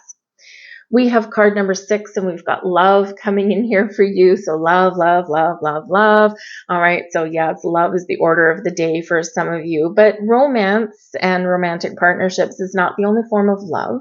Love is the highest vibration of all. Love brings peace. It brings healing. It brings forgiveness. Love, we can have love of people. We can have love of what we do. We can have love, number 1, of self. Okay. So show yourself some love. Okay, surround yourself with the people that you care about, and do what you love here as well. Okay, and we have happy ending coming in. So yeah, congratulations for some of you. You may be going through a time of difficulty, but things are getting better. You're healing, you're moving forward. Some of you, you're very much getting what it is you want. The aces do bring gifts to you, and possibly this happy ending that you've been looking for. So you might be getting engaged, you might be getting married, you might be moving in with a significant other, or you're meeting somebody new, Okay, and this is moving you towards that happy ending that perhaps you've been dreaming about, okay, for possibly quite some time. All right, I'm going to leave that there for you guys. I hope there was something here that resonated with you. If so, please like, share, subscribe, all of that wonderful stuff. And if you are interested in entering contests to possibly win a free personal reading, don't forget to subscribe. It is for subscribers, and leave the comment, "I am abundant," in the box down below. So have a wonderful new moon, and we're moving on now to Aquarius. Hello there, Aquarius. Welcome to your new moon in Leo reading. This is happening in your 7th house. 7th house is ruled by Libra and Venus. And is all about your relationships, your contracts, and other people, the partnerships in your lives. So this may be where you are reflecting a little bit on where you've made commitments, where you've made promises. Some of you are looking to renew a contract. So maybe some of you are renewing your wedding vows or things like that at this time. Others of you, you're thinking about how you can make some positive change or make some things better, because your relationships, can be business partnerships, can be your friendships, or of course your romantic relationships there as well. So some of you with this new moon energy are forging new partnerships. Great time to meet some new people, to get out there and network, or maybe even look for a new job. If you're looking at opening up your own business, maybe turning a little hobby into something a little bit more lucrative. This can be a time where, perhaps you have all of the creative gifts and talents, and maybe you need a little bit of financial help. So you might have a partnership that is being forged there. All right. But great time here for you to forge those new contracts, forge those new partnerships, or in the Venus retrograde energy, reflect, review, renew some things. So maybe some of you have a second chance at something here as well. So perhaps if there's a situation where something that you wanted previously, you may have felt has passed you by, this may actually be the time when some doors open up for you to have that second chance, whether it's a person or whether it's an opportunity, because sometimes timing is everything, right? And timing really does have to do with a lot of things. If the time isn't right, something's bound not to work out, right? So sometimes we feel as though something has passed us by, and it truly hasn't. It's just that there's certain things just haven't quite aligned for us yet. Okay, so but yes, partnerships, commitments. Where are you making a commitment? What are you promising? And it's also about the promises that you make to yourself and the commitment that you make with spirit and the universe, right? So set those intentions, and remember that when we are manifesting things into our lives, whatever they happen to be, it is a partnership. We co-create with the universe. So we set our intentions, we get the ball rolling, the universe gets all the energy organized in the background, and then presents opportunities and doors for us, and it's up to us to walk through them. So remember that. We have step into your power with Aries energy, and this is awesome, okay, because this is reminding you how powerful and how strong you are, and that sometimes we do need to take the first step. Sometimes we do get caught, even you Aquarius, we do sometimes get caught in the energy of waiting for something to happen or waiting for someone else to make a move. You're very encouraged to take initiative and to step forward, step up, step forward, step into the things that you want, right? And remember, just after this new moon, we do have that the sun having a wonderful, beautiful connection with our North Node. Where do you see yourself going? What do you need to break out of? Where do you need to break free from, right? And where are you going? Okay, so it's very much a reminder that you have the power to get the ball rolling and to break out of any kind of old cycles or ruts that you may feel as though you're in. Now, speaking of relationships, partnerships of all kind here, Aquarius, okay, something's giving you a little bit of grief here, okay? And remember, in this new moon energy, we do have some tensions running high. We do have a little bit of spicy, fiery energy. And we do have a little bit of this showing up in your reading. And one of the goals with this new moon, of course, is to try and avoid drama. And we do have a 5 of Wands showing up for you. So there might be some drama here that you may be able to resolve, or maybe you're able to break away from. Okay. It's like, no, I don't want to go down that road. All right. But you do have the King of Swords coming up for you. And the King of Swords can represent that, you're gaining clarity, insight, and wisdom on something here. You're getting a clear sense of purpose.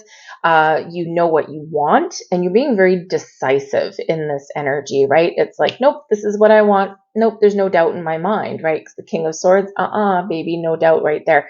Okay, so you could be just gaining very clear sense of direction. This is what I want. This is where I'm going. I'm willing to make changes. I'm willing to do whatever it takes. Okay, and very positive energy, right? It's very definitive kind of energy with the King of Swords. Kings take the lead, right? They take lead, they take charge, and they are successful, and they're filled with confidence. So in some cases here, you may have your confidence restored, okay, or you're being very encouraged to step up, to take the lead, to move forward.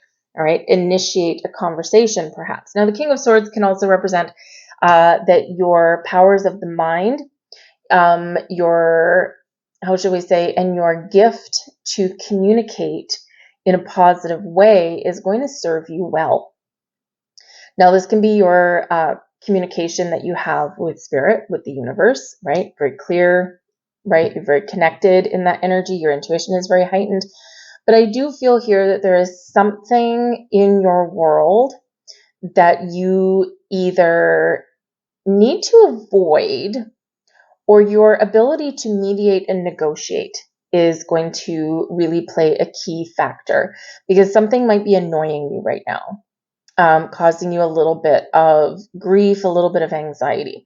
Now, it could be a family issue. It could be something in your relationship, okay, or maybe it's something in your business world, considering we've got the 7th house. But we do have the 9 of Swords, and 9 of Swords, a little bit of self-imposed restriction here, right? And it's because we're up in our head, overthinking, overanalyzing, worrying about things. And of course, we all know, even though we're human and we do sometimes have, have worries, and we've got fears, and we've got anxieties and things. But in the 9 of Swords, it's like we're overcome by them a little bit. So with the King of Swords, I feel like you are going to be cutting out this 9 of Swords energy. You're like, nope, no more. We're done, right? And you're not going to let yourself fall into this trap. Okay, so I do feel here, though, that there might be something that you do need to get out in the open and need to talk about, and there just might be a little bit of fear behind that. Okay, even though with this King energy, it's like, yep, I can talk about this and, get things off my chest in a very positive way, but there's always that little underlying thing, because the 9 of Swords is where we overanalyze things to the point where we build the worst up in our heads. Right? We think of the worst case scenario. Oh my God, if I talk about this, if I bring this subject up, this is going to happen. Right? And, what we think is going to happen isn't always the best, right? Because we're tossing and turning, we're not sleeping well, all of that kind of stuff. And the thing is, when we do quite often get things out in the open and we deal with our issues head on, or we talk about things that have been bothering us or keeping us awake, what happens is quite often the outcome is not usually as bad as what we thought it was. And even if it is, we still have a sense of relief that it's like a load lifted off of our shoulders, right? Just because we finally got it out there. So it's a little bit of a release in that energy. So you may have to, really kind of embrace your own confidence there to boldly talk about something that you might not necessarily want to talk about, right? But you can resolve some issues here, or you can at the very least get some things out in the open. But I do think for some of you here, there might be some family issues going on. There might be some drama somewhere in your life. The 5 of Wands, people should be working together as a team, but instead they might be tearing each other apart or competing for attention, right? That kind of thing, right? Or just, everyone's just out for themselves. So the 5 of Wands can be an energy of teamwork and collaboration and everyone banding together and making something happen. But sometimes the egos get in the way, passions get in the way, right? It's a very fiery kind of energy with the Five of Wands, right? So there could be here where you are, making a very clear choice not to get involved in some sort of drama, right? You're not going to play that game. This can also be where you might have the ability here with the King of Swords to negotiate, mediate, and resolve issues that are around you, whether they're your workplace, your family, or whatever they happen to be, right? A partnership even as well, right? Instead of working together, we're working apart, right? So we need to bring things back into perspective and we need to bring things back to center. So you might have that ability there to be that leader, King, that someone needs, right? That someone wants. So this can be a good time for you to, very interesting in its energy, because I do feel a little bit of a workplace issue here. And, you might be like, you know what? I think I'm up for the challenge. So you might be faced with a challenge and you might be purposefully, right, inserting yourself in that. So, maybe you have an opportunity for a new job or even to step into a leadership role in your current workplace. And you got some stuff to sort out here. You've got to get the troops all back in order and get everyone back in line, right? And yes, it's, a little bit of anxiety inducing situation. But if anyone can get all of these birds flocking together instead of ripping each other apart and fighting over things, it's probably you, right? The leader that they probably need, because you're calm, cool, collected, right? You're like cool as a cucumber in this energy, even though internally, Nine of Swords, you might not be feeling that way. Okay. So, but this can be a new opportunity that's opening up for you to really show people what you're made of, right? To let your light shine here in this energy. Okay. But in this as well, I also do feel that there might be a little bit of competition somewhere around you. So you might be, if you're looking for a new job or something like that, right, you might need to throw yourself out into the world and, kind of compete for what it is you want. Right. And, sometimes, because the Five of Wands does sometimes show up for me in readings when people are putting themselves out there, right? Like everyone's competing for this one job, right? And there's a lot of A-type personalities that are looking for this job as well.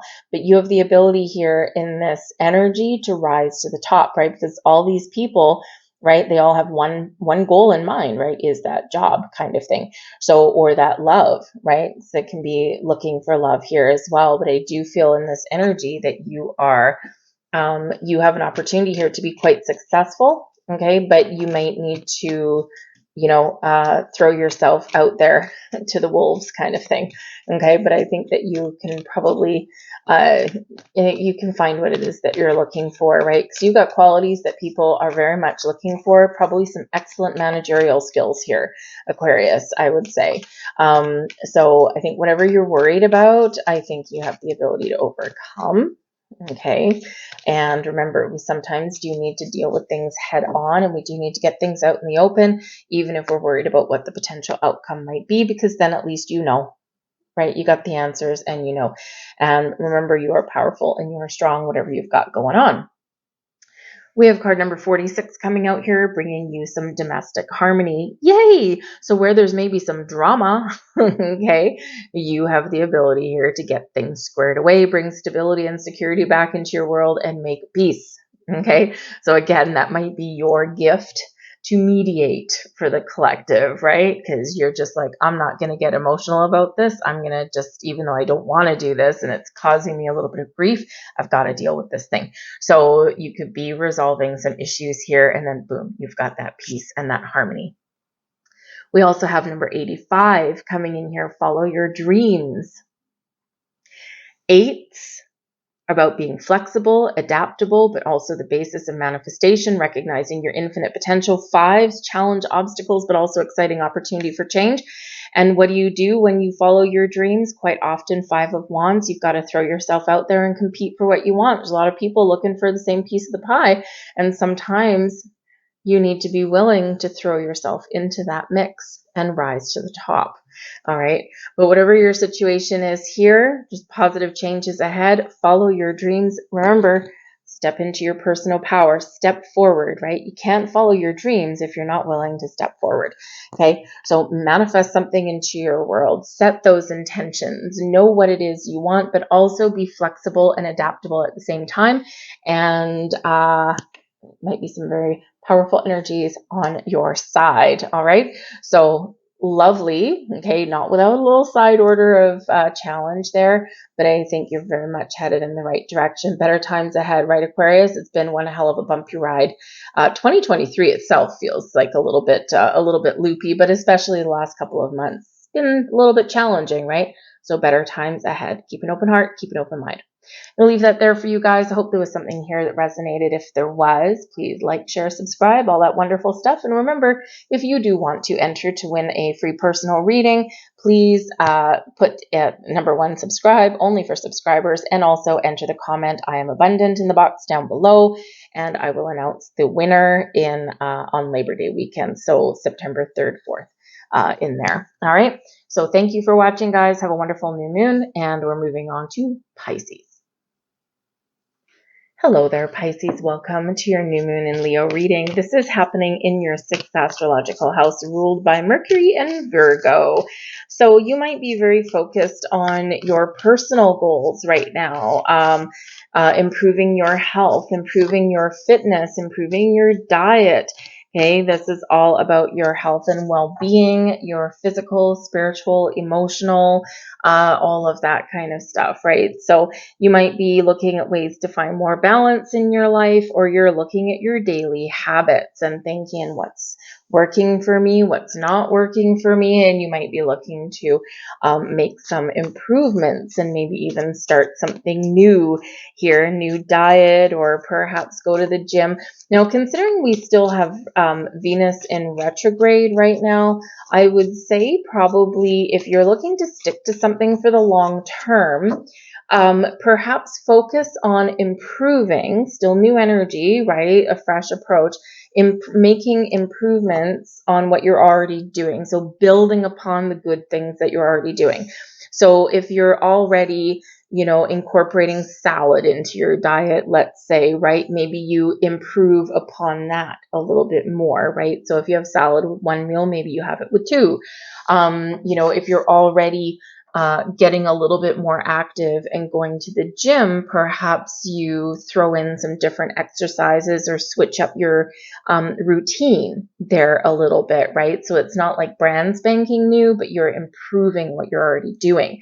Same thing with like spiritual practice, right? If you're already meditating, maybe you just meditate for a little bit longer or with increased frequency, right? So it's something positive that you're already doing and you're just expanding upon that. And part of the reason there is that because we do have Venus retrograde, and in this energy, especially in Leo, anything new, brand new that you do right now may end up fizzling out and being a little bit short-lived. Okay. So, but remember, in this energy, whatever you've got going on, this is can be a very spiritual time for you. So to engage in setting intentions and connecting with your higher mind, right? And, to figure out, where do I want to make improvements? What habits do I need to change? Where do I need to put up boundaries in my life? Okay. Where can I give back to others? Right? That kind of stuff all comes into play in the 6th house. So maybe you are looking at ways that you can, shine a better light on the world, right? Maybe you could do something positive for other people. Some of you may also at this time decide to get a new pet. Okay. New moon energy can bring in the new, and the 6th house does have to do with your habits, your daily routines, but also your pets. Okay, so maybe one of your pets is, is going to have a litter, right? Cats or dogs, right? Maybe you've got one that's going to have a litter, or you may discover that you're like, oh my goodness gracious me. You might be adopting a pet, right? Because in the 6th house and helpfulness and service to others with that pet energy, perhaps instead of, buying a new pet, you adopt one that has been discarded, abandoned in some way. I've had a few, 2 cats, 2 dogs, all rescues, and believe you me, they are the absolute best pets. I don't even know why anyone gave them up. But anyway, so some of you may have something new in regards to a pet, okay? So a great time in this energy with health and well-being to have a checkup as well. Of course, I'm not giving any medical advice at all, okay? But sometimes in this fresh approach to things, sometimes we're like, okay, I'm going to go to the doctor. I'm going to go to the dentist. I'm going to have a checkup. I'm going to make sure that I'm good for the next 6 months. So you might be doing that. But we do have new moon energy coming in, and in the energy of Cancer in this is about nurturing yourself, your health, your well-being, your emotions come out to play in Cancer, and the energy here is relax. So it's a great time for you to put up some boundaries, perhaps to have a look at your daily routine and going, okay, where am I spreading myself too thin? Hey, it's time to make some more space and time for myself so that you can relax, so you can nurture your own personal body, right? But also in this energy of relax, this is the universe really saying that, you know, we need to make sure that we're in the flow of things, right? When we're in the flow of things, we aren't resisting things, we're allowing things, we're receiving blessings, we're going with the flow, right? We're embracing changes. And when we are in this relaxed energy, right, things are a little bit easier. Even the challenges that come our way, they're easier to deal with because we're a little bit more accepting, a little bit more open, a little bit more adaptable. So you're being very encouraged to do all of that and maybe even take a fresh approach at how you would normally deal with things. We do have the Death card, the 5 of Cups, and we've got the Star. So spiritual growth, indeed, there is a huge element of healing and that's coming in here in your reading. So wow, talk about repeating message here. Okay, we do have the Death card. Now the Death card is Scorpio energy. Okay, but in the Death card, right, we've got the death of something to have a birth of something new. So this can be a rebirth for you. Change, transformation. We've got to out with the old and in with the new. This can bring in growth for you, spiritual, emotional, physical growth for you, right? And this is where we do make some very positive changes in our lives that enhance our lives a little bit better. So focus on making positive changes. And yes, you might need to put an end to certain things in your world, okay, in order to reap the benefits of taking a different approach at things, right? So embrace this change, but this can be a very transformative time for you right now, but it also brings in some healing. We do have the 5 of Cups. So in the 5 of Cups energy, we do quite often need to process something, okay, that is giving us a little bit of grief, okay? But we do need to recognize that we can turn around and see what is still possible or what is still positive in our lives. But it's important to process emotions, okay? So you might have some emotions coming to the surface right now, and the reason they're coming to the surface is that you can do something about it, so you can properly grieve or you can properly process, right? And then it's like, oh, okay, I feel better now, and now I can see the positive things, okay? So this can be very simply for some of you here that there's something that you don't like about yourself, or something that's been holding you down or keeping you, trapped in some way. And here you are getting things back on track for yourself, right? With the 5 of Cups, if you've been trying to make some positive change in your life, let's say your diet or your exercise regime, okay, and maybe you've fallen off the bandwagon a little bit, right?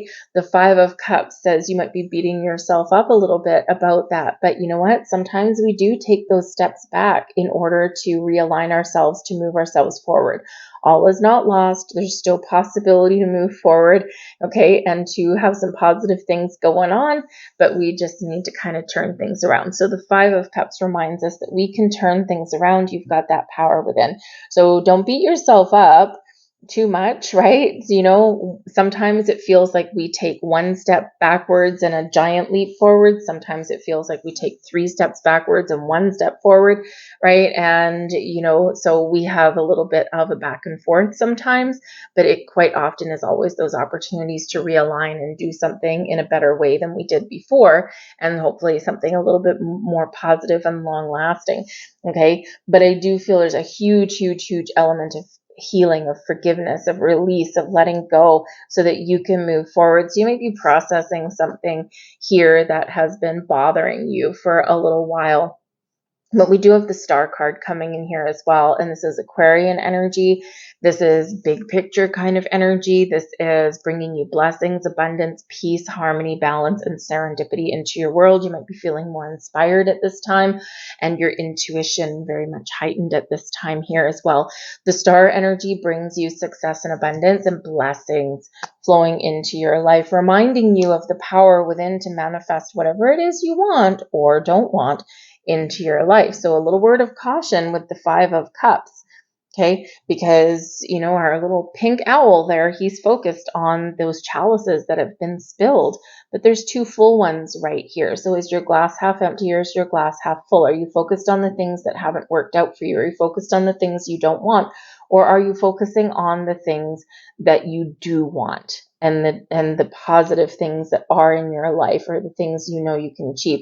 And when we are in this new moon energy, setting intentions, we've got to really remember that we don't want to focus on the things that we don't want. We want to focus on the things that we want to attract and that we want to expand and grow into our lives. And the star reminds you of your personal power to make that happen. So which way are you going to go? Are you going to attract more challenges, more difficulties, more negative, more perceived failures, right? Or are you going to focus on what the things that you want, right? The solutions, the way forward, the good things in your life, count your blessings, right? That kind of thing.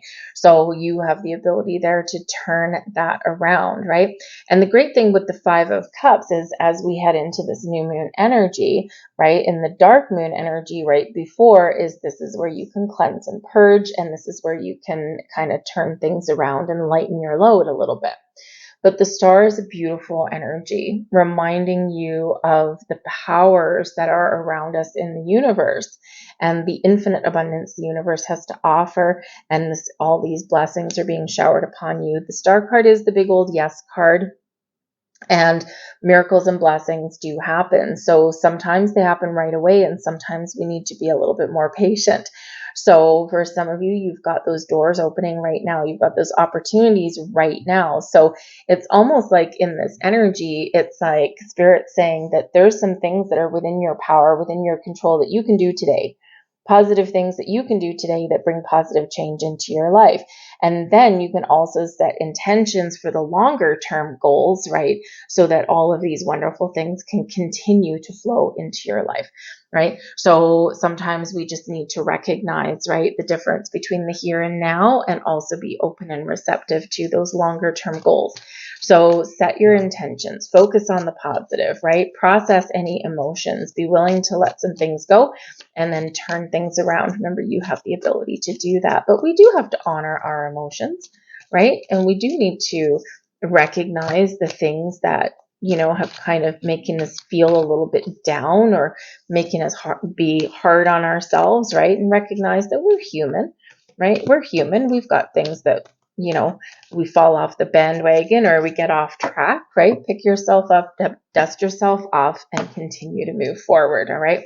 But remember, that star card brings balance, peace, serendipity, and also brings a little bit of inspiration to your mix as well. But pay very close attention to your intuition, because with the Death card and that star card there, you might be getting very deep insights, clarity about something, and your intuition is very much on point. Pay attention to your dreams. We have number 93 with happy ending. Beautiful. Focus on the positive. Focus on your goals. Focus on where you want to get to. Focus on solutions, and you will figure things out. When we focus on our happy ending, some of you could possibly be having something that's coming to fruition quite quickly here, a door opening for you perhaps, and others of you, this is in your future, and this is Spirit saying to you here that if you believe that something wonderful can happen, then it will. Okay, so where do you see your happy ending? Okay, what do you want to transform, and what do you want to evolve in your life in the best of ways? Focus on that now.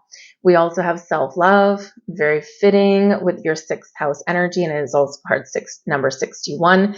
Okay, self-love. Do something for yourself.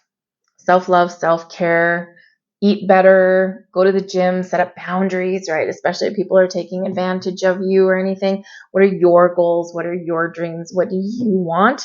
Okay, take care of yourself and nurture yourself. It is not selfish. Okay, you got to replenish your batteries before you can give to other people. And if you need to put up boundaries, right, in order for you to find space and time to do that, then do that. Okay, we forget that a lot, right? But remember, sometimes we do need to do that. Okay, so put up some boundaries, make some space for yourself, show yourself a little bit of love. You're all good. So I'm going to leave that there for you guys. I hope there was something here that resonated on some level. If there was, please don't forget to hit like on this video, subscribe to my channel, and of course, if you want to enter to possibly win a free personal reading, I am abundant goes in the comment section down below. Remember, double check and make sure that you are subscribed, because it is for subscribers. In the last few months, YouTube is doing all kinds of weird crap with subscriptions and notifications. So just double check and make sure that you are still subscribed if you were previously, and if not, hit that subscribe button. So I thank you for watching. Good luck in this new moon, and I'll see you guys later. Bye. Hello there, Aries. Welcome to your new moon in Leo reading. This is happening in your 5th astrological house, ruled by Leo and the sun. Man, get ready to have some fun. This is an awesome place to have a new moon. It brings in your ability to express yourself. It brings in love and romance. It enhances your creativity. Maybe you're looking at this time to pick up and start a new hobby of some kind, or maybe just, learn something new that's fun, right? This brings in pleasure and passion and joy and all kinds of wonderful vibes. Just remember, in this Leo retrograde, or the Venus retrograde energy, that anything you start right now may be a little bit short-lived, but it will be exciting and fun nonetheless. All right, so maybe you want to do something that you don't need to commit to for, an extreme length of time. All right, maybe something that, a few classes, right? Like a handful of classes or something, or, those little quick getaways or quick trips, or those quick adventures, right? That may be really good for you guys. All right, but ultimately, have some fun. Okay, but this is an excellent energy, bringing all kinds of joy into your world. So with the new moon, what is keeping you trapped, right? Are you overworked? Are you overwhelmed, right? Do you need to put up some boundaries somewhere, right? To give yourself a little bit more space and time to infuse a little bit more fun and joy and excitement into your world, right? So beautiful energy, put yourself out there, have a little bit of fun. Now, the 5th house can also bring a little bit of drama, and as can the Leo and Venus retrograde energy. So just be a little bit aware of that. And, maybe take a new approach, right? New, fresh energy. Take a new approach at avoiding some drama that normally you would get involved in. We have speak your world into being with Gemini energy. Take a step back, connect with your heart space, connect with your emotions. What do you want? What makes you smile? What gives you pleasure and joy? Speak your intentions. Tell the universe what it is you want, and trust that those opportunities will present themselves, and be ready to take some action. All right.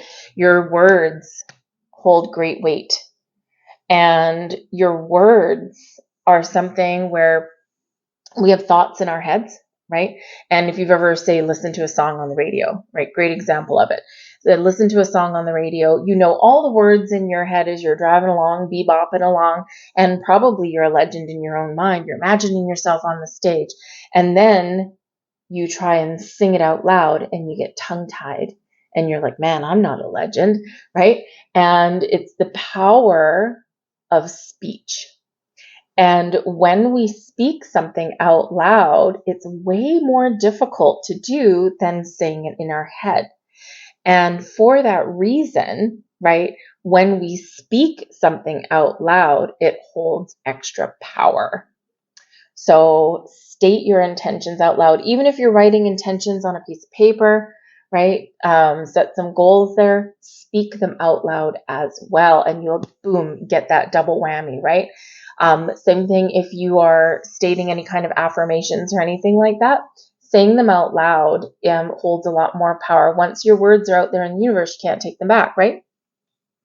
And if you've ever tried speaking some affirmations, especially one of the most challenging ones, look in the mirror, look in yourself in the eye and say, I love you. Sometimes very difficult to do. Or look yourself in the eye in the mirror and say, I forgive you, right? Packs a punch. All right. So just be aware of that, right? You can really use your power of speech to your best advantage.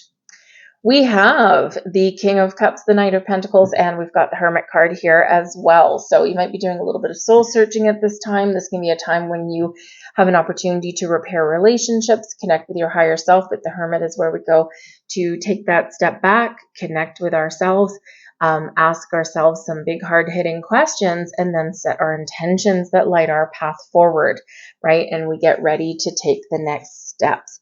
Well, we do have the King of Cups coming in here. So the King of Cups, wonderful energy, is where we're open, we feel free, we're creative, we're feeling inspired, we're in the flow, we're in connection with our emotions in a positive way. Wonderful, wonderful energy.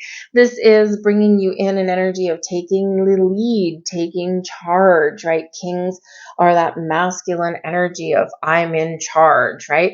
So not only are you reminded of your own personal power, but you are ultimately in the driver's seat, right? To create the life that you want, to live the life that you want, to get out there and have fun, to set boundaries and intentions if that's what you need to do, right? Whatever it is, okay, you're in charge there. But ultimately, the King of Cups brings joy and happiness and romance and love and pleasure into your world.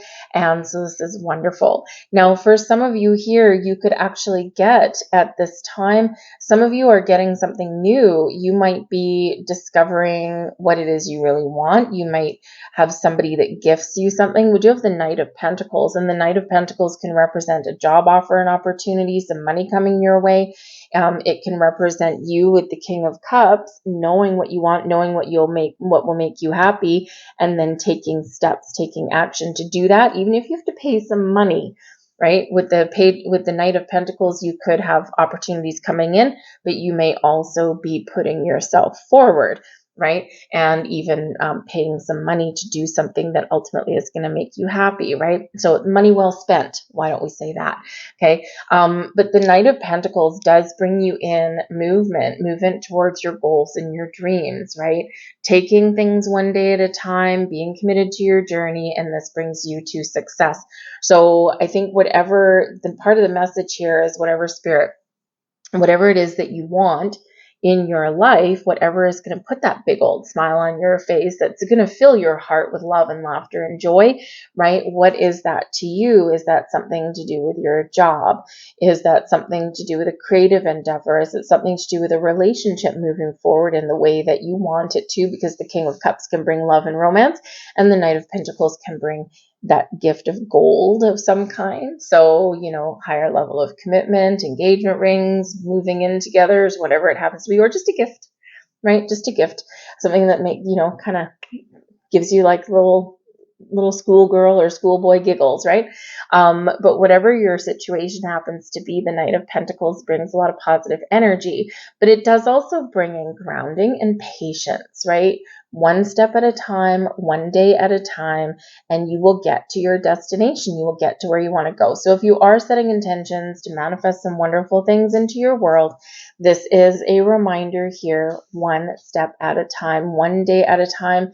Take pleasure and joy in today and keep on moving forward in the right direction for tomorrow.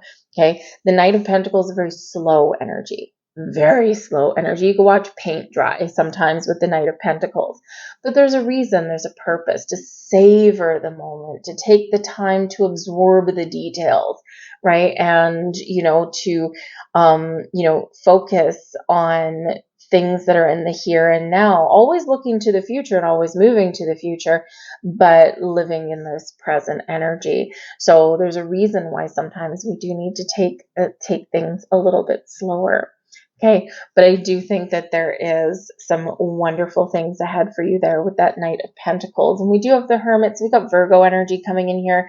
But the Hermit is, where we do take that step back, we reflect, we set intentions, we light that lantern with a star, which is our wish.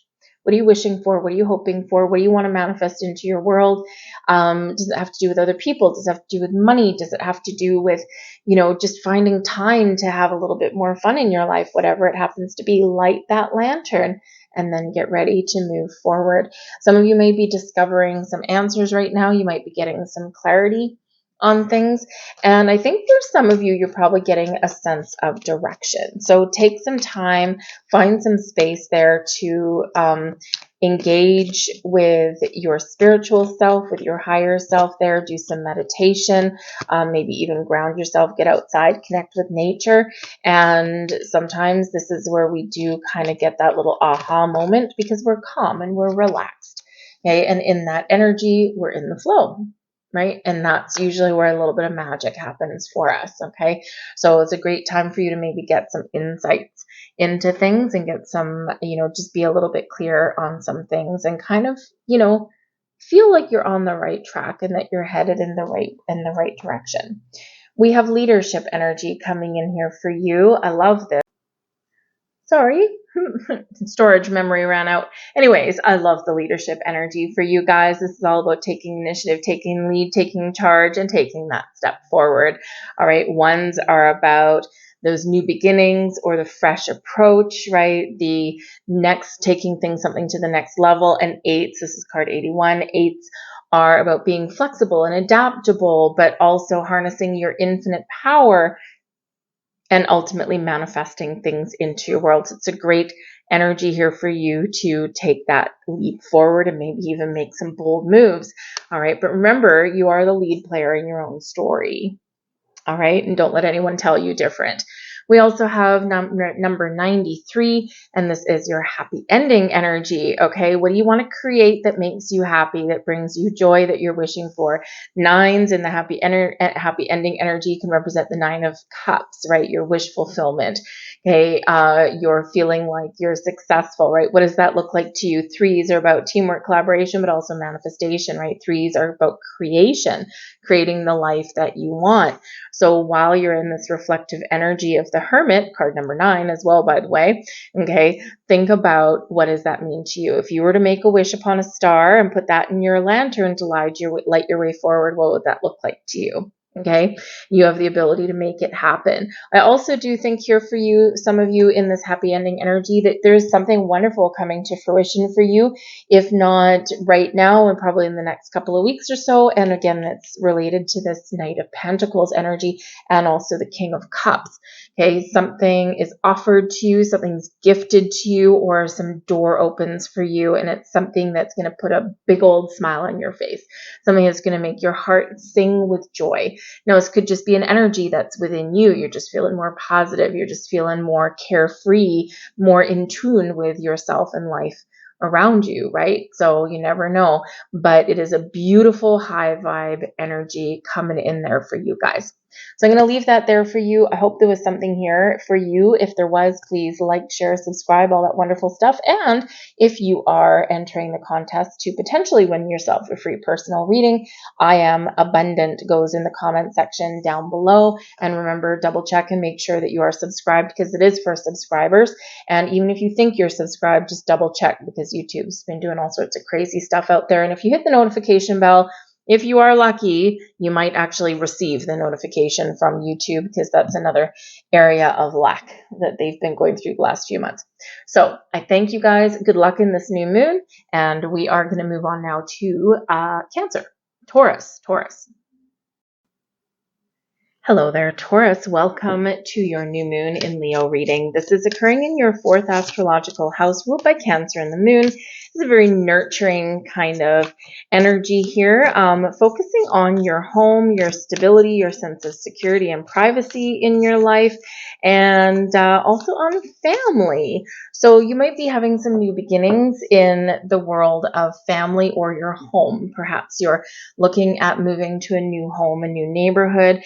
Some of you are possibly looking at starting a family or adding to your family at this time, okay? Or maybe you're just feeling like you need to spend a little bit more time at home, right? So, what are you doing new in your house? What do you want to do new in your house? What intentions are you wanting to set? What goals are you setting around your home and your family and your sense of stability and security right now, right? Are you feeling safe and secure in your home and family environment? Is there something that needs to go? Is there something that needs to change, right? Whatever it happens to be, that might be where you're putting your focus right now. This does also have to do with parents and children, specifically with this particular house. So maybe you're looking for ways to spend more time with your children. That may require getting a new job, right? Maybe now you're working two jobs and you're like, okay, enough of this. I'm never at home. I'm not spending time with my kids. So maybe you're looking for a new job that brings you better pay, better working hours, so that you can find a little bit more time and space to have fun and spend with your family. So this can be a great energy here to set intentions in all of those kind of areas. We have trust the universe, bringing in some Aquarian energy. All right. So set your intentions and then trust and have faith that the universe is aligning people, situations, and things in your favor on your path to help you make your dreams and goals come true. Okay. When we trust in the universe, we're not worried about timing. We're not trying to control the outcome of things. We're open, we're receptive, and we're in the flow. With this Aquarian energy here, you are very much encouraged to look at your future, to look ahead. We quite often as humans fall into the trap of focusing too much on what has occurred in the past, right? And the thing is, our past experiences are valid, but they're learning opportunities. The past is the past. You can't change it, right? And we don't want to carry past energy forward with us. We want to be in the present, be in the moment, be in the here and now. We want to reflect on our past and, recognize some lessons that we've learned, gain deeper understanding of maybe why certain things have happened in our lives. And then we need to propel ourselves forward. Always forward thinking is that Aquarian energy. This might be a time of clarity or getting that breakthrough that you've been looking for, or breaking free out of something that has maybe made you feel a little bit like you're not safe and secure in your world, in your environment in some way. So it's great energy here propelling you forward. But trust that the universe always has your back and always has your highest good at heart. Okay, but sometimes we do need to go through some challenging life lessons. We have the Nine of Wands, the Ace of Swords, and the Emperor. So this is really good. But the Nine of Wands here does show that, number one, you never give up. You keep moving forward, one foot in front of the other. But in this Nine of Wands, in the effort to complete everything and get everything done, right, you're tired, you're drained, you're a little bit worn out.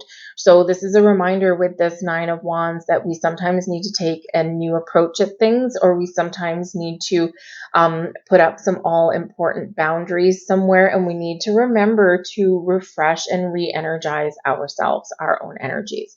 All right. The Nine of Wands can also show that you are at the end of a challenging cycle and there's some new beginnings on the horizon for you. So it can be a pivotal turning point for you at this new moon. Whatever your situation is, stay positive, stay focused. The Ace of Swords is coming in here to give you clarity, to give you insights, to bring you wisdom. This is the sword of fate, the sword of destiny. And remember that with this new moon, right after this new moon, we've got this wonderful harmonious aspect between the sun and the North Node. And the North Node brings in an energy of fate and destiny, moving you to your future, right?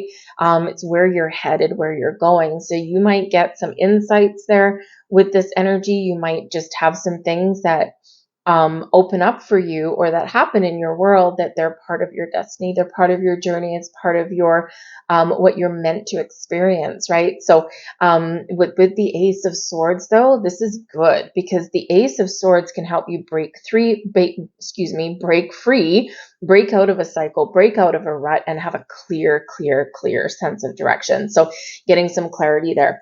Now, it's important with the Ace of Swords. Aces are gifts from the universe. They're new beginnings, they're fresh energy, they're a new approach, and they're improvements in your life. And with the Swords energy, this is all about your mind, your way of thinking, or your way of communicating, right? Your thoughts.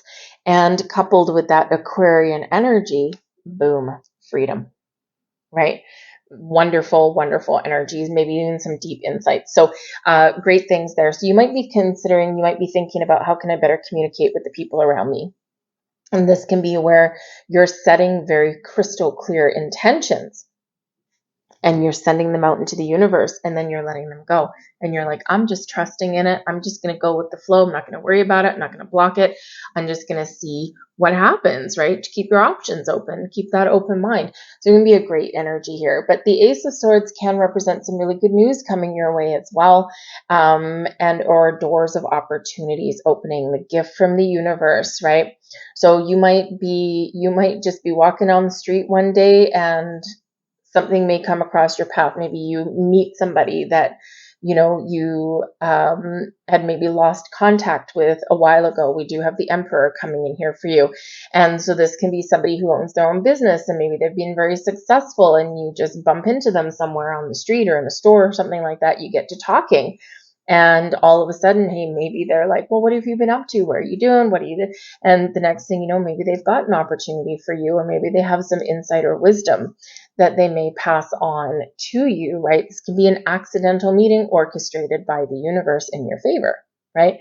So, sometimes things just align in the most mysterious ways.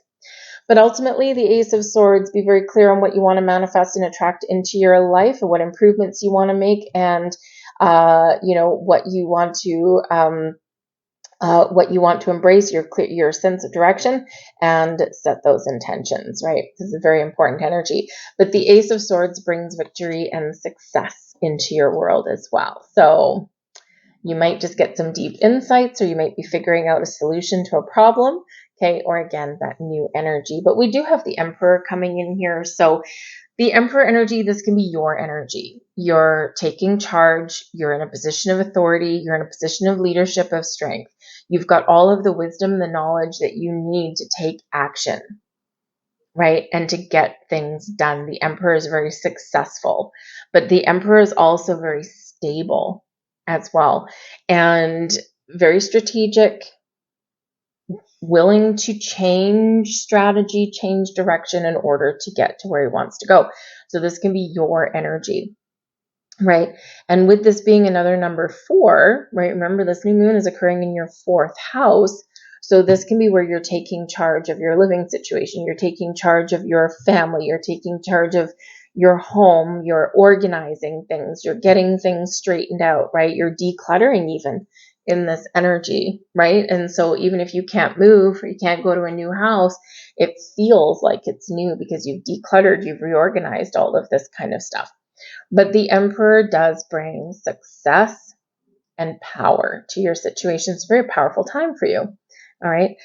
But the Emperor can also represent an important figure. And because we do have 4th house energy, now normally this is the nurturing parent in your life. The Emperor can possibly be that way, although you usually be the Empress. Okay. But perhaps there is a dominant parental figure, or a nurturing figure here who has your best interests at heart, who may be able to give you some wisdom. Because the Emperor energy can be a person that can give you some advice, some wisdom, and you would take that to heart. They might help you in some way, okay, or maybe this is something that you're resolving in a relationship here as well, and you're feeling good about how things are playing out for you. But the Emperor can also represent somebody who is the leader in business as well. So this can be a great time for you to focus on business matters, to open your own business, right? A little bit of an entrepreneurial kind of energy. However, it can also represent that there might be a very important figure in your life that can possibly have a new opportunity for you that can help you make more money, to find that stability in your home, that kind of thing. So it might be a good time to be open to some really interesting change in your career path, your career trajectory.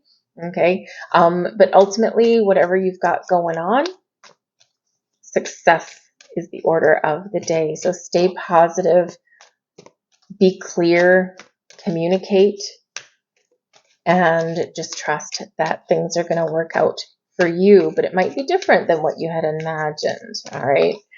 Sometimes the best, thank you very much.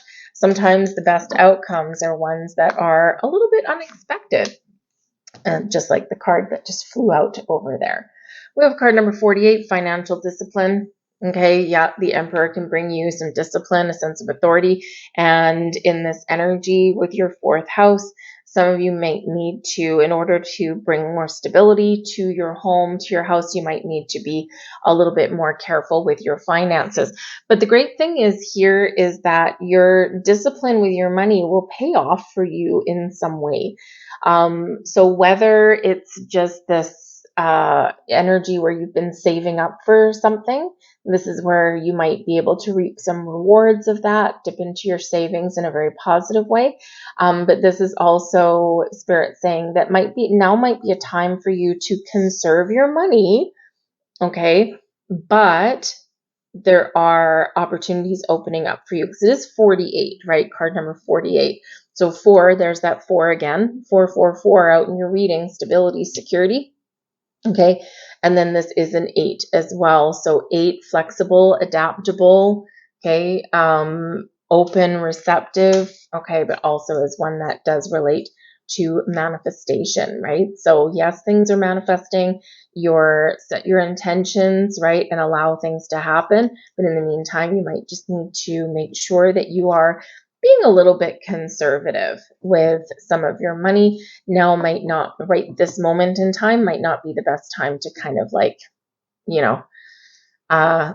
buy things that you want, right? Focus on your needs, right? And just squirrel a little bit of money away, right? But you still have to spend some money, right? So you got to keep things in the flow. But I do think that there's some rewards around the corner for you there. We also have card number 16 is rebirth. Changes, transformation, rebirth coming in here for you. This is a time of growth, a time of opportunity, and a time of positive change. Some of you have been maybe feeling as though you're really tired and run down, that 9 of Wands there.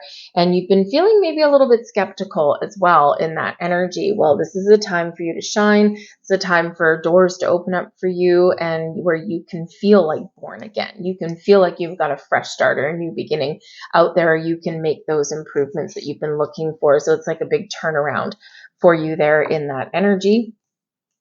And we've got card 56, relationship change. So we kind of already touched on that a little bit. So there might be something going on within your family unit where you do resolve some issues, or maybe you communicate more, right? Or perhaps there's something here where you are shaking something up a little bit, or you're gaining stability after a change in a relationship status.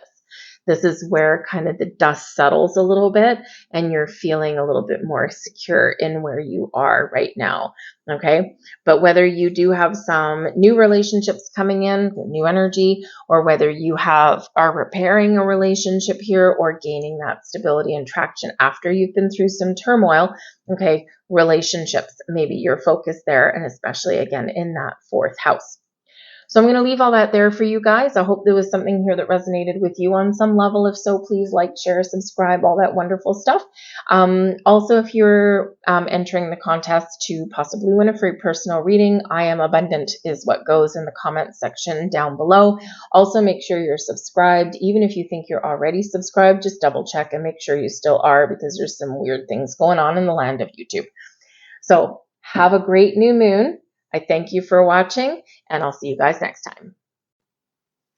Hello, Gemini. Welcome to your new moon in Leo reading. This is occurring in your 3rd astrological house. So you should feel very home in the sign ruled by Mercury and Gemini. So it's all about your communication, your thoughts. You might be getting some insights or some clarity on something around this new moon. You might be figuring out better ways to communicate with the people around you, okay? Or so there could possibly be some new communication or some good news or something coming in for you. You might be the recipient of some very interesting information right about now. So this can be really quite exciting, can propel you in a new direction, or maybe just help you to resolve something or figure out something that you've been wanting to figure out. But your communication is very much on point right now. So if you need to talk to someone about something, this is the time to do it. If you are looking to maybe start something that can maybe bring you some money, something like journaling, or maybe you've got a gift of voice, this can really help you to maybe make some more money, or just to express yourself creatively in this energy here as well. You might be looking to learn something, expand your mind, right? And this can be something minor, okay? It can be something like, if you want to improve your opportunities to make more money in your career path, right? Maybe this is where you take like an Excel course, or considering communication, a public speaking course there as well. And this could actually be a really great place to set those intentions, okay, to maybe bring yourself more confidence in how you do communicate, especially if you do have to do any kind of training or public speaking or anything like that. That's quite often people's kryptonite, okay? So you might be doing things like that, right? But certainly an expansion of the mind can come in here for you guys. This also has to do with travel, like short trips. So perhaps some of you are looking to have a little quick getaway in this, around this new moon, okay, or in the next couple of weeks or so. And so this is where maybe you do like a little bit of an overnight trip somewhere. Maybe a day trip somewhere, shake things up a little bit and do something a little bit interesting in this energy. The third house also has to do with your neighborhoods, with where you live, the location that you live in. So some of you with this new energy, maybe you have new neighbors moving in. But you also might be considering moving where you live to a different neighborhood, maybe something that's a little bit more family oriented, or maybe if you're single, maybe something that's a little bit more vibrant in its energy, right? So you might be doing that. The third house has to do with your social life too.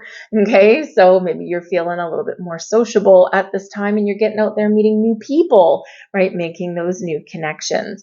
Third house connected with technology as well, okay? And considering we've got Uranus and that Aquarius energy in that square, you may possibly have some issues with some technology, with your phone, your laptop, that kind of thing. And you may have to buy something new. And while it is an inconvenience for you, it also brings something bright and shiny. So maybe it's not that bad. So we have Libra energy, new moon energy, you are loved. Okay, so this is a good time for you to focus on relationships and also to find balance in your world. Libra energy wants balance and equality and harmony in pretty much all things. Okay, and if you've got any legal situations that are around, because Libra energy rules the Justice card, there might be something there that's resolving for you right now, or you're entering into a new legally binding agreement in some way, especially to do with your house, right? Or maybe if you do buy some new technology, it comes with some sort of service plan or something like that. But in this energy here, the universe wants you to remember that you are loved. You are loved, you are protected, you are guided. Hey, even when you feel as though spirit has abandoned you, they have not. They are in essence picking you up. Okay, so know that you are loved. Love is the highest vibration of all. And when we embrace the energy of love, magical things happen, don't they? We've got the Hierophant, commitments, the Six of Pentacles, balance, and the Six of Wands, victory. Beautiful. It's wonderful energy. So the Hierophant here does have to do with higher level learning. It also can be very cerebral in its energy, expanding our knowledge, our wisdom. Okay. And in this third house energy, you could be expanding your mind or learning something, right? Or applying some lessons that you've learned. So this can be a great energy for you. The Hierophant can also have to do with commitments and marriage. right? So perhaps there's something here you're talking about with a significant other about the commitments in your relationships, or maybe you're talking about getting married, but you're also maybe talking about some values, because the Hierophant can be about the things that we believe in, right? The things that we hold faith in, our traditional values and belief systems. And for some of you here, you are challenging the status quo. Perhaps your belief systems are changing a little bit. You may also be trying to figure out how you can find balance between the old ways and the new ways. And because the Hierophant is a very religious card, right? And it's usually, we usually have like the Pope, right, with the followers in that. And that might not work for you anymore. So some of you here, your belief systems are evolving and you're like, okay, how can I incorporate this? And I don't want to totally abandon my roots and where I've come from, but there's certain things that just don't cut it for me anymore, but I'm learning these new things. And so you might be trying to figure out how to find that harmony between the two, and they can coexist, right? The old with the new, it can very much coexist.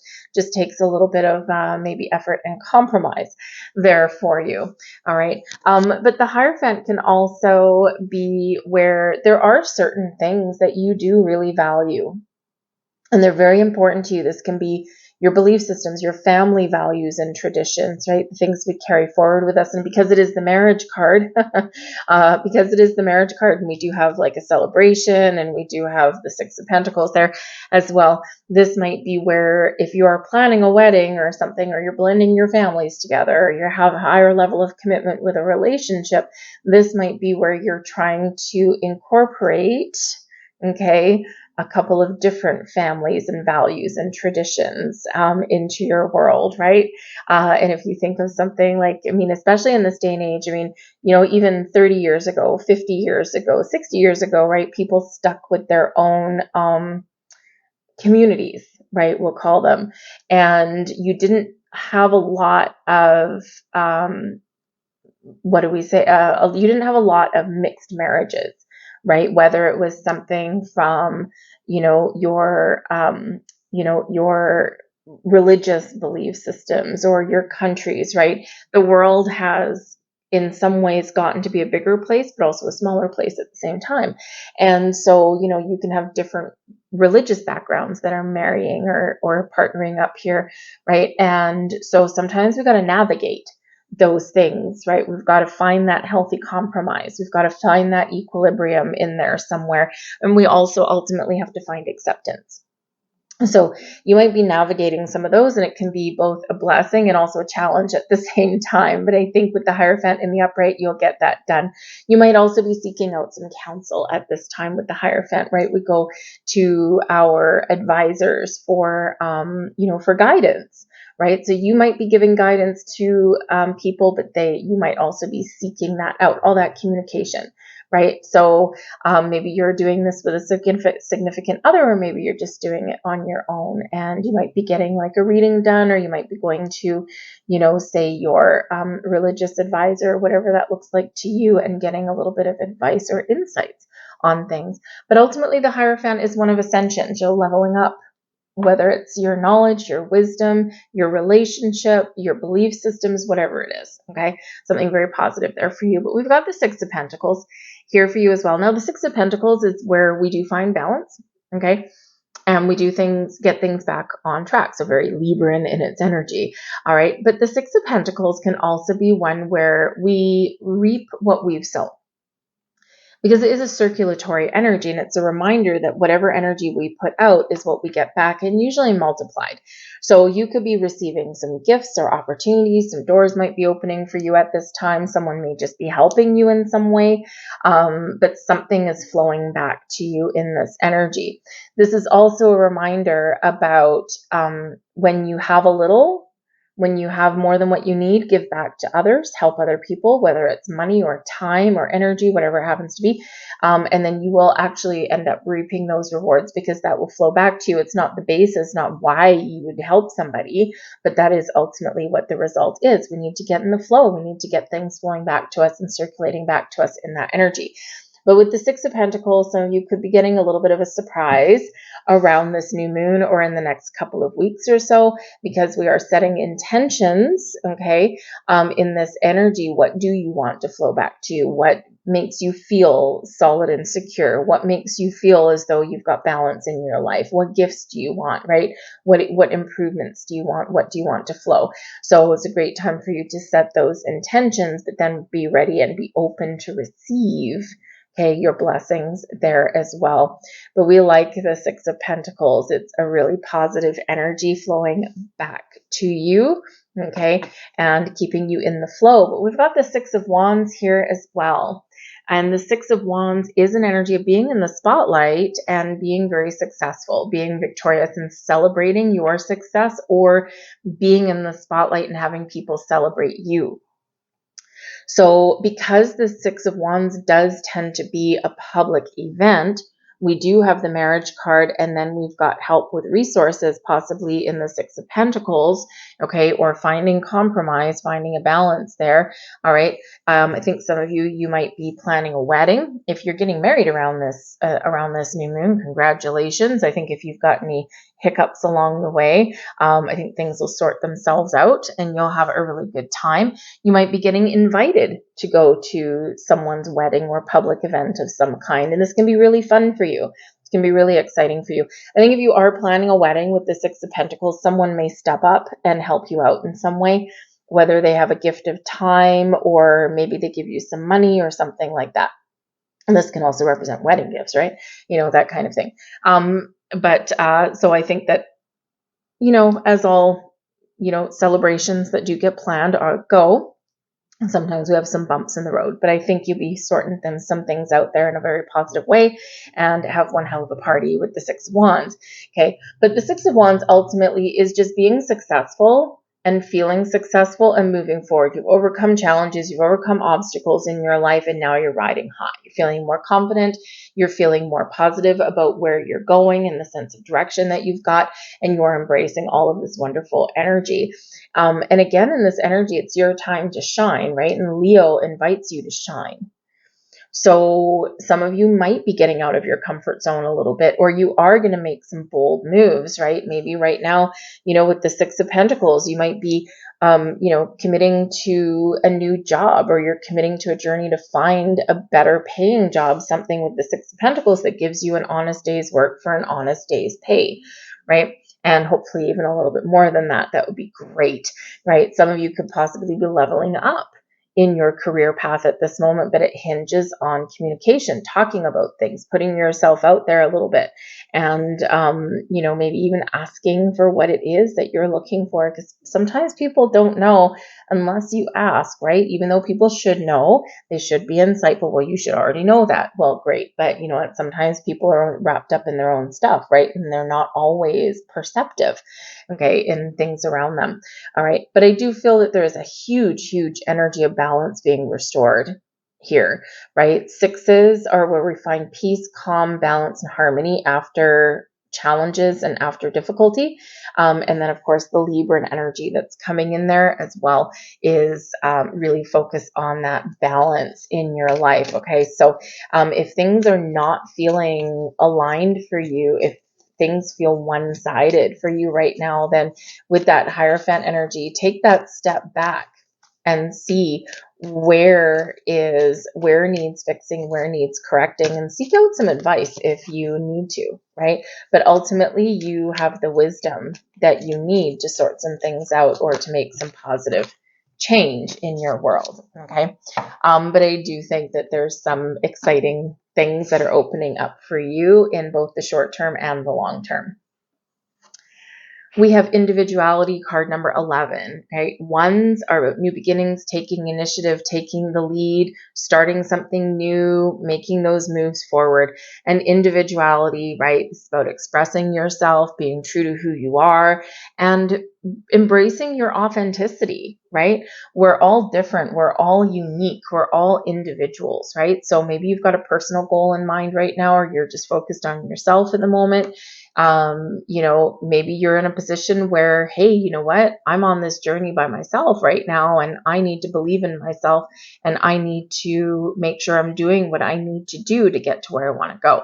So you could really be stepping into your own personal sense of self at this time, and you're feeling a lot more confident, right? But 11 is known as very much a new beginning, or that leveling up, right? That next level. And in this energy here, I think that you will get what it is you're looking for, or you will be figuring out what action you need to take to follow your goals and your dreams. We also have card 66. Wow, you've got 4 6s in your readings. Look at this. Number 11, okay? And then we've got 6 of Pentacles, 6 of Wands, and number 66 here with the healing card, okay? 4 6s in your reading. Look up the spiritual meaning of 6666. Okay, it's not a negative number whatsoever. Okay, it does bring healing and balance and peace and harmony into your world, right? So this is a time of healing, of growth, of resolving issues, and it brings in a beautiful, calm, peaceful vibe for you. So look up those repeating numbers. There will be additional meanings there for you, and something, depending on what you've got going on in your world right now, something will click. But this is very interesting, considering this is in your 3rd house, right? All about your communication, matters of the mind. This is a message for you, right? And there'll be a few different explanations, but whatever this message is for you is meant to hit home for you. So look up the further information on there as it resonates with your personal situation, wherever you happen to be. Very deep insights, very deep messages. Pay attention to your intuition here as well, and also watch for signs, because I think that there's spirit sending you some signs. Watch for those repeating numbers in your world. And when you do see them, take a moment. What were you thinking at that time? What were you doing at that time? Where was your energy at? What were you feeling at that time? Because those are all going to be clues as to what those signs mean for you in that moment. Are they encouragement? Is it a heads up, like a warning, like, hey, you're about to do something silly, you know, that kind of thing, right? So these signs that we see, they work in mysterious ways, and sometimes we need to decode the message. What I always do when I see them is I say thank you first and foremost. Thank you. Because it just, for me, it's just, you know, a way of acknowledging that I've seen the sign, and now I'm going to figure out what in the world that means for me. So anyways, I'm going to leave all that there for you guys. Okay, I hope there was something here that resonated with you on some level. If there was, please like, share, subscribe. Also, if you want to enter the contest to possibly win a free personal reading for yourself, I am abundant is what goes in the comment section down below. Also, make sure that you are subscribed, even if you think you already are. Just double check, because YouTube's been doing some interesting things with subscriptions and notifications. So anyway, so I thank you guys for watching, and I hope you have a fantastic new moon. Hello there, Cancer. Welcome to your new moon in Leo reading. This is happening in your second astrological house, ruled by Venus and Taurus. So remember, Venus is in retrograde. Okay, Venus is about our love, our creativity, our abundance, right? And also our resources.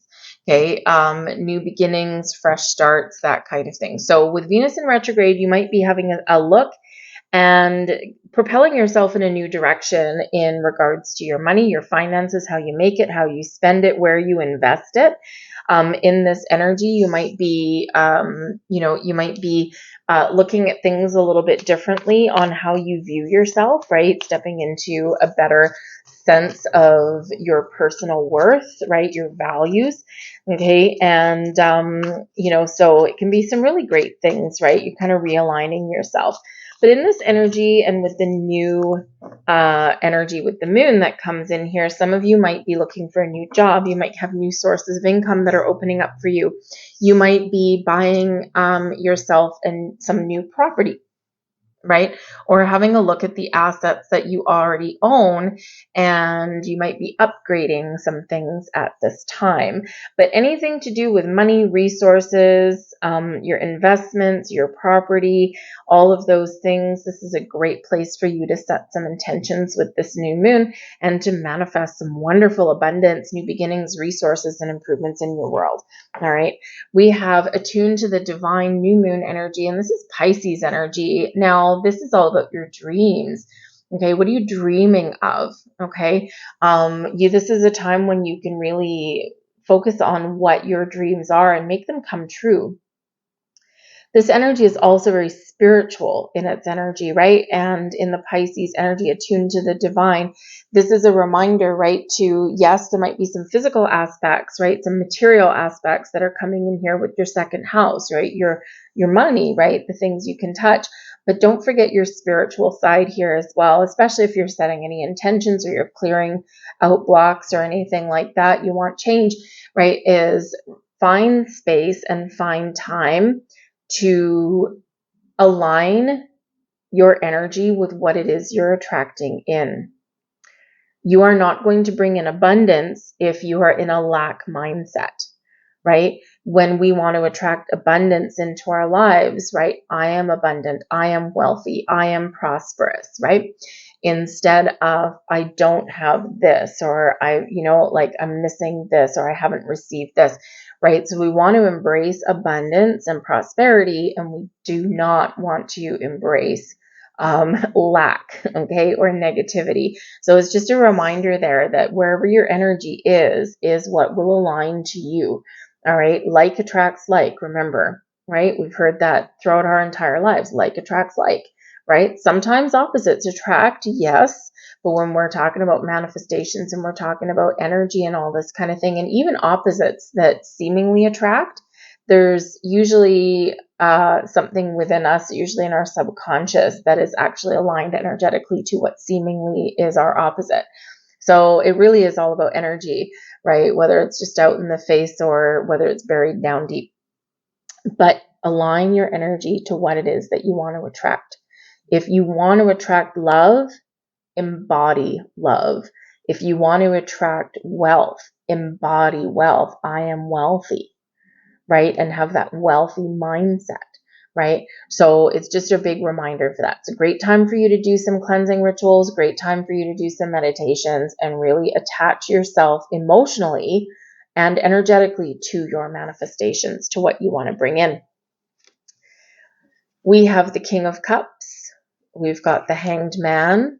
And we've got the Death card. Wow, some heavy hitting energy coming in here. So the King of Cups is where you really do connect with your emotions, right? Where you open your heart, where you put yourself in receiving mode. But it's also about what brings you pleasure and joy and happiness, right? It's where you open yourself up to spirit. You get in the flow of things in a positive way. The Kings do bring leadership energy to you and also success, right? Taking the lead, taking charge. The King of Cups can have a focus on love and romance, okay? Because it is very romantic kind of energy with the King of Cups. And we do have the Hanged Man and the Death card. So perhaps some of you have something in a relationship, okay, a romantic relationship possibly, where you do need to look at things from other people's perspective and maybe get on the same page. You need to change how you deal with each other, or change how you deal with your money, your resources, right? It's always a little bit tricky when we're in relationships because we all have different values. We all have different viewpoints, right? So in this energy, there's kindness, compassion, and there's also an understanding here as well, right? And an openness to things, okay? So you might want to get something out in the open with this energy. But ultimately, the King of Cups is you embracing your spirit, embracing your own energy. And it's really about being in control of your emotions at this time as well. But again, that King energy brings leadership, authority, and success, and a level of mastery to you also. So I think you're stepping into your own personal power, and you probably get some deep insights here. You might even get some healing, right? Especially with your second house of money, right? You're you know, sometimes we do reflect a little bit, Venus retrograde, reflect, right? And we do look at how we view money, how we deal with our resources. And sometimes our belief systems are deep rooted way back in our childhood, right? So this is where you can really kind of turn things around a little bit and let go of the old ways, right? Let go of your old belief systems or your old views around money, right? And this is opening you up to the flow. We do have the Hanged Man, surrender, sacrifice, release, let go. Okay, and we do have the Death card that can bring an end of the old ways to welcome in the new ways. So there can be something here that you do need to release in this energy. But the Hanged Man does bring in an energy of seeing things from a different perspective, having a look at the big picture. And this is where we gain insights. This is where we gain clarity. This is where we get enlightenment in our energy. This is also where we release the need to control everything and we get ourselves in the flow. So very important to do that, right? Very flowy energy that's here. Okay. But in the Hanged Man energy, yeah, we sometimes do need to like let the change fall out of our pocket, so to speak, right? Something there that's, you know, kind of holding you back. So you need to take that step back, flip something on its head, right? So that we can see things from that different angle, different perspective, or we can let go and let things fall, right? That are just not working for us, right? They're not serving for us. So this could be a big turning point for some of you, okay, in this energy. But I do think that there is some sort of enlightenment coming in here for you, a deeper level of understanding for you, and, you know, possibly something that you've been waiting for a while, you may actually receive, okay? But I think for some of you, you may be needing to be a little bit patient on your journey here as well. It might be something that you really want, okay, or something you've been working towards, maybe something you've been waiting for a while, and this can be where something is coming in for you now. But for others, feel that there is maybe a lesson to be learned, especially with the Hanged Man, and that lesson is probably patience and openness and receptivity, right? Because our manifestations do take a while to come in sometimes. Sometimes you can speed things up a little bit, and we can also slow things down, right? Because we can create blocks and obstacles along our journey because we're human and that's what we do. So in this energy, being open and not trying to control every little thing or micromanage the universe may be your key to success. We do have the Death card coming in here for you. So this can represent endings, right? And those endings we got to release in order to welcome the new. So endings lead way to new beginnings. This brings transformation and growth, evolution, if you will. The Death card is ruled by Scorpio and Pluto. And Pluto is known to, you know, really bring us some power, okay, but we may have some power struggles, and this is maybe what we need to release in some of this energy. But ultimately, the Death card does bring about evolution and change and transformation in a very positive way, but it does hinge on letting go of the old ways to embrace the new, okay? So embrace the changes. Some of you are looking for positive change, and you've been waiting for a while for it to happen, for it to come about. And so be a little bit receptive in that, okay? Because some of you could have some very good news coming in the next couple of weeks or so. But long term, I think this is some beautiful things that are opening up for you. You are opening up spiritually, emotionally, and I do think that there is some wonderful opportunities that might be coming towards you. Ultimately, with that King of Cups energy, something that makes you very, very happy and something that you've created, something that you've wanted in your world, all right? But pay attention to your intuition and pay attention to any kind of signs, symbols, or synchronicities that you see, because there is a big spiritual energy here and there is enlightenment here, okay? So you might be getting some answers that you've been looking for, right? And those answers are all around you. You just need to be open to them. We have number 26. We've got love partnership. Okay, so yeah, for some of you, there's something changing, evolving within a relationship. Okay, or Spirit is aligning a new partnership to come in here. Now, love, of course, takes many forms. It can be love and romance, right? It can be, a romantic partnership, but it can also be friendships. as well, or in the second house, business partnerships with somebody who you can really get on board with, somebody who jives with your energy, and someone who is complementary to your energy, right? So, you can really work together in a very healthy way, right? To create something that you're both proud of. Okay, so partnerships of all kind can be there. We also have time out. Hello, hangman. Okay, hangman can be a little bit of a timeout, taking a step back, and a timeout here as well. So maybe some of you have been feeling as though you've been put in timeout. You're like, why isn't anything happening, right? There's a reason. There's things going on in the background, and there's things that are evolving within you. All right. This is also a reminder that when things get really loud, sometimes we need to take a step back, right? Extract yourself out of a situation, assess, right? And then throw yourself back into the mix, right? Sometimes we need to do that of our own accord. So that's what I have for you guys. I'm going to leave that there for you. I hope there was something here for you. If there was, please like, share, subscribe, all that wonderful energy. And if you are interested in entering the contest to potentially win a free personal reading, I am abundant is what goes in your comment section down below. Make sure you're subscribed as well, because it is for subscribers. So I thank you very much for watching. I hope you have a wonderful new moon, and I will see you guys later. Bye.